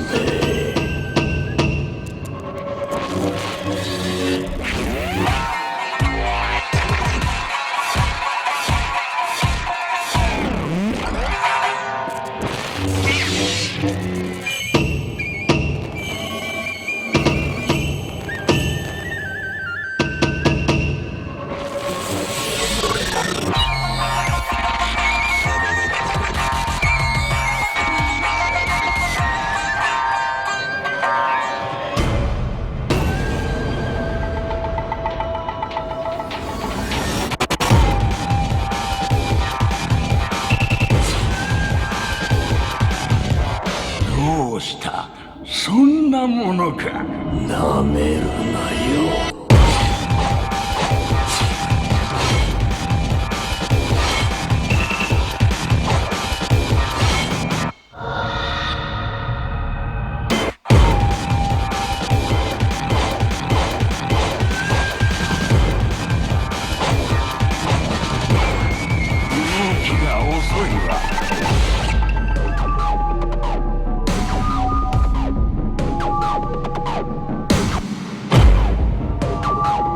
こんなにも弱かったかのう。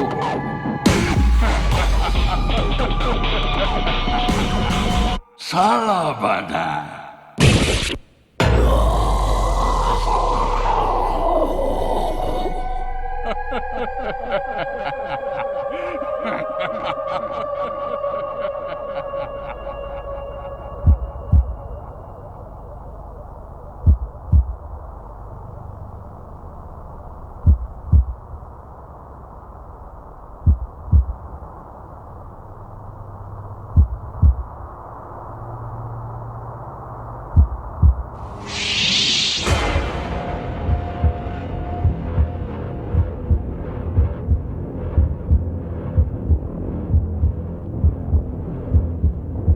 まだ終わってはおらぬぞ。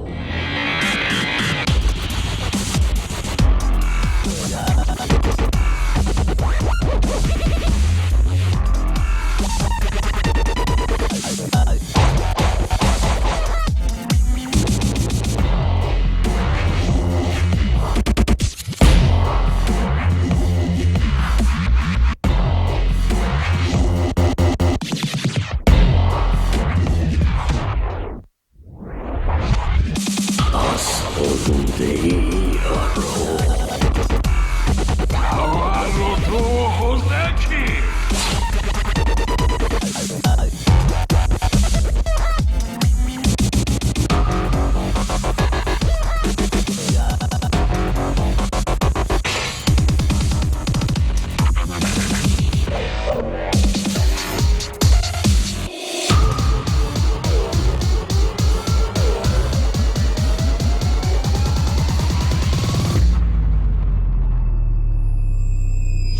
最後だ。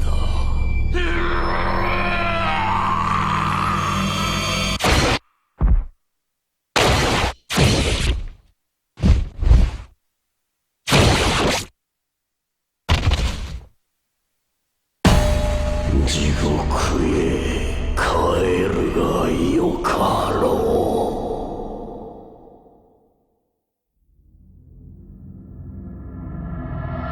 なんでお前は僕の言うことを聞かないんだよ。本当に仲がいいな。みんな死なない。僕よみんなを守る。我々をはめる気じゃない。そっちから呼び出しといてその言い草はねえんじゃねえ。てめえが好きなことしたことまで言うな。出てくれよ、金一人逃げろち。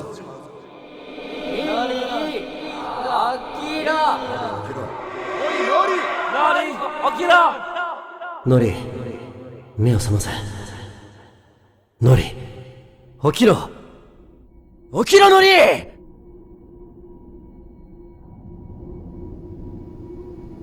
ノリ、起きろ、ノリ。お前の声は本当にうるさいね。いつからだろう。自分が自分じゃなくなって、僕の体が言うことを聞いてくれなくなって。ノリ、お前を必ずここから連れて帰ってやるからな。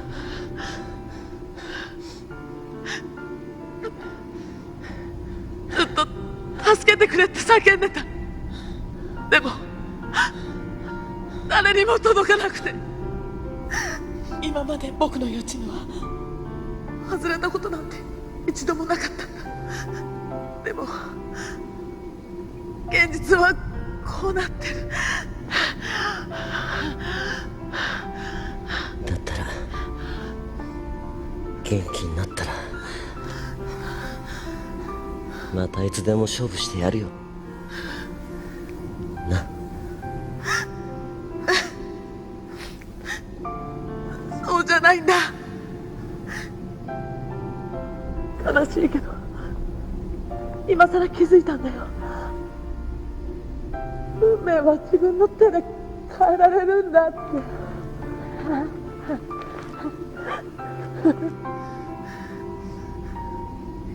今からでもやり直せるよ。そうだろ。お前は本当に優しいやつだ。僕がもう帰れないって分かってるのに。義経、一人で帰れ。僕はここに残る。お前にはまだやるべきことがたくさんある。何言ってんだよ。そんな弱音吐いてる暇があったら必死にもがけよ。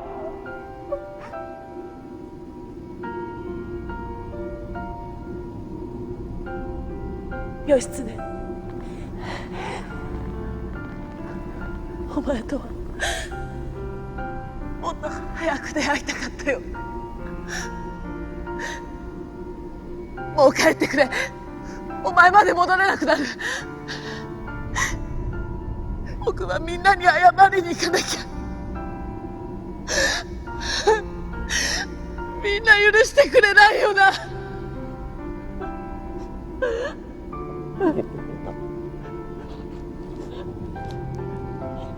俺は諦めないぞ。ノリ、一緒に帰ろう。な、一緒に帰ろう。な、一緒に帰ろう。一緒に帰ろう。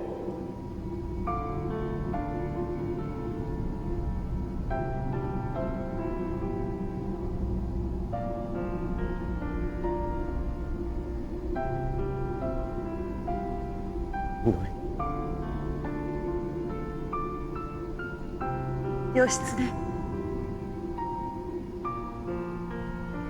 ありがとう。嫌だ。嫌だ。ノリ、嫌だ。ノリ。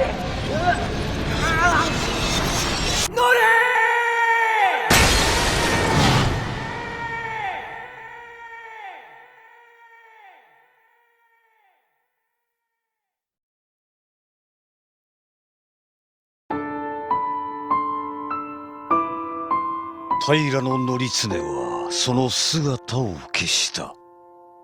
これにより平家の実権を握る者は全ていなくなる。数日遅れでやってきた景時率いる源氏軍は誰もいない彦島で平家が突然消えたことに慌てふためいた。その後自分の手柄として頼朝に書面で届ける。義経たちは傷ついた体を癒すため船で京に戻ったが、義経が意識を取り戻したのは戦いから20日後のことであった。平家と源氏の若武者たちが出会って実に11ヶ月の短い季節に起きた一つの儚い物語が幕を閉じた。しかし悲劇はまだ続くのであった。1184年4月。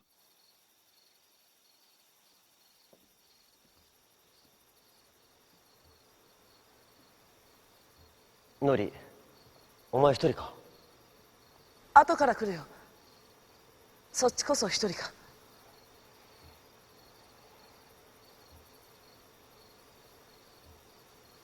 ここ座っていいかな？ああ。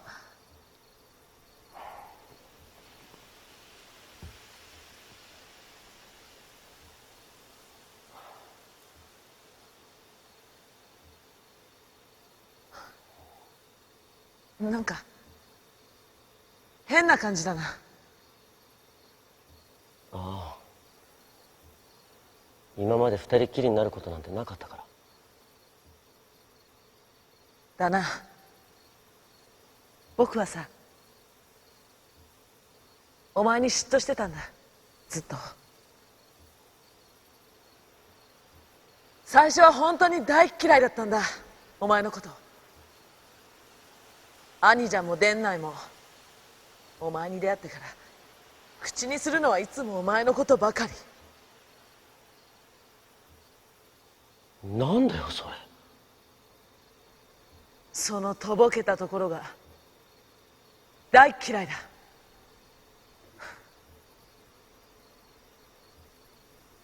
ごめん。なんですぐに謝るのかな。もっとさ、向かってきてもいいんじゃないの。お前は優しすぎるんだよ。この時代には戦ってる相手にまで情を持ってしまうからさ。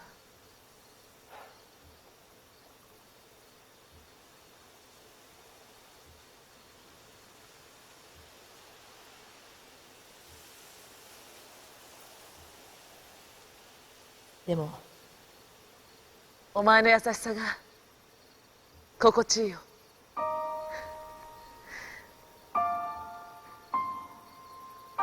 僕は怖いんだ。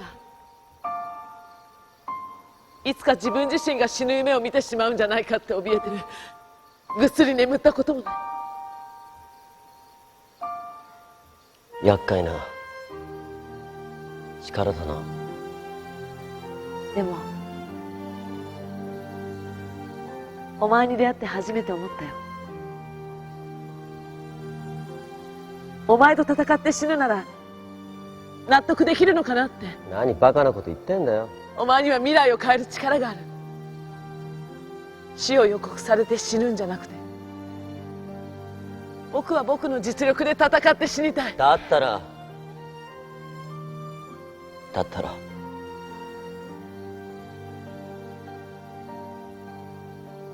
一緒に作ろうぜ。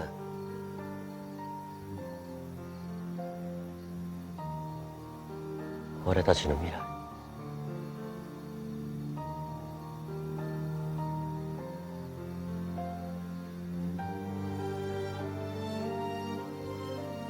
いつかさ、勝負してくれないか。僕も平家最強って呼ばれた男だ。それだけが僕が僕で入れた証なんだ。そんなことない。恨みっこなしで。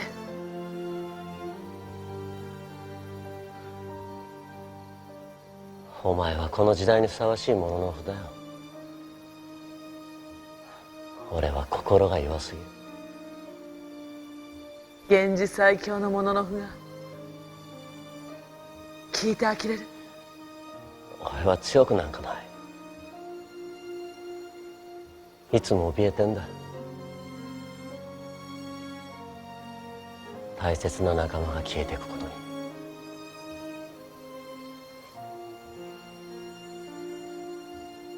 一人になるのが怖い。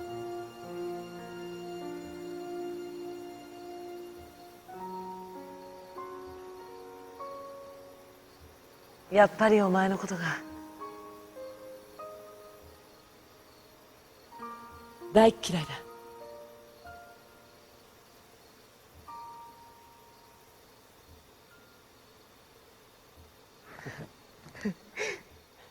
なんだよそれ。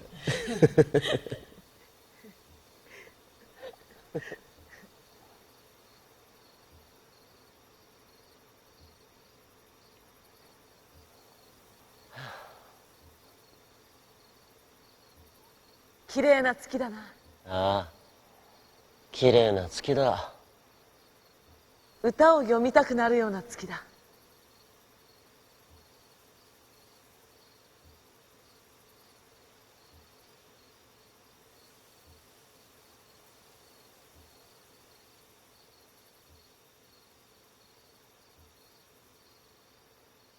後の世もまた後の世も巡り合え。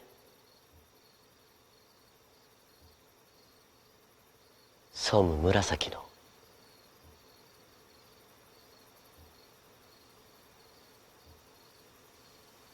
雲の上まで。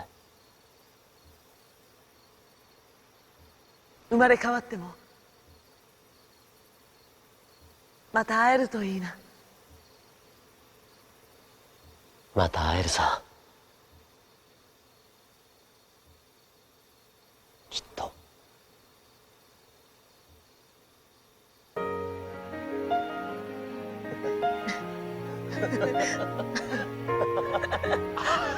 あれ珍しいね、二人で笑い合ってるなんて。みんな一緒か。ああ、来る途中でばったりだ。まあ昔ならやり合ってたよな。そういうことで何の話で盛り上がってたんだ。いや、あまりにも義経の作る歌が下手くそだからさ。みんなひどいよ。俺たちに全部酒も出してさ。で義経はなんて歌ったんだ。もう一度生まれ変わってもみんなとまた会えるといいなってさ。いいね。いいんじゃねえの。いいね。めでてえじゃねえか。おう三郎、しゃあねえな。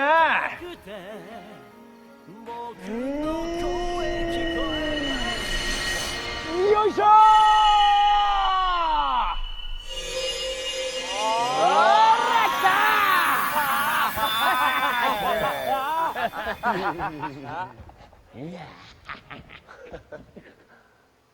義経、きっとだよな。ああ、またきっと会えるさ。桜散る花びら捕まえて君のかけら抱きしめた涙どれだけ数えてみてもあの日は戻らない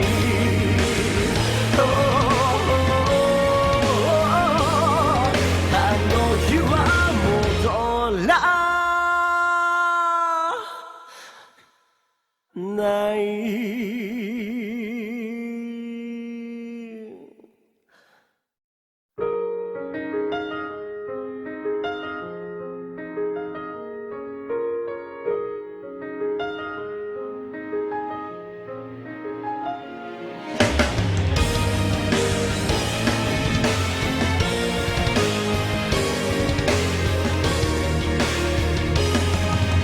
君といたこの場所でまた季節は通り過ぎて見上げた夜空には変わらないあの日の君が笑う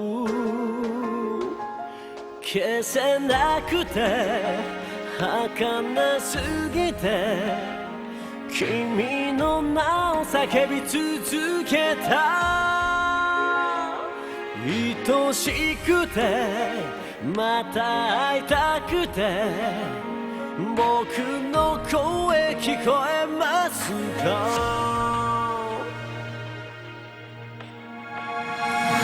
桜散る花びら捕まえて君のかけら抱きしめた涙どれだけ数えてみてもあの日は戻らない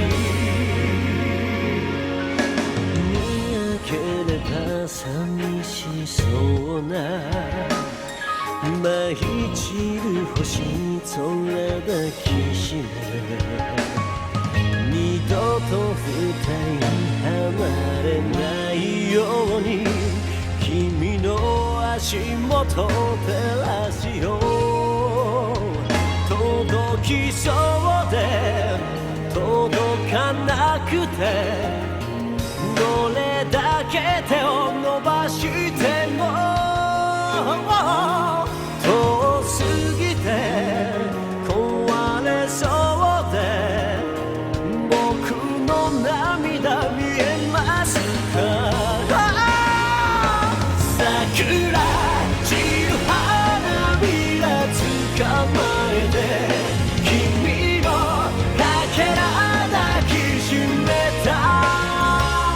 涙どれだけ数えてみてもあの日は戻らない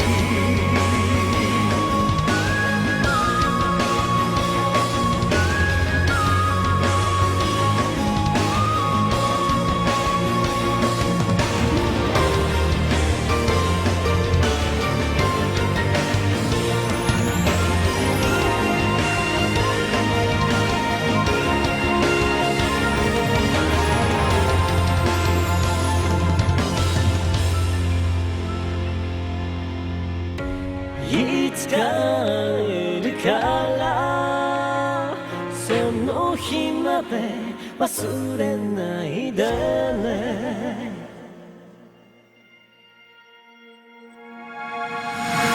桜散る花びら捕まえて君のかけら抱きしめた涙どれだけ数えてみてもあの日は戻らない桜散る花びら捕まえて君のかけら抱きしめた涙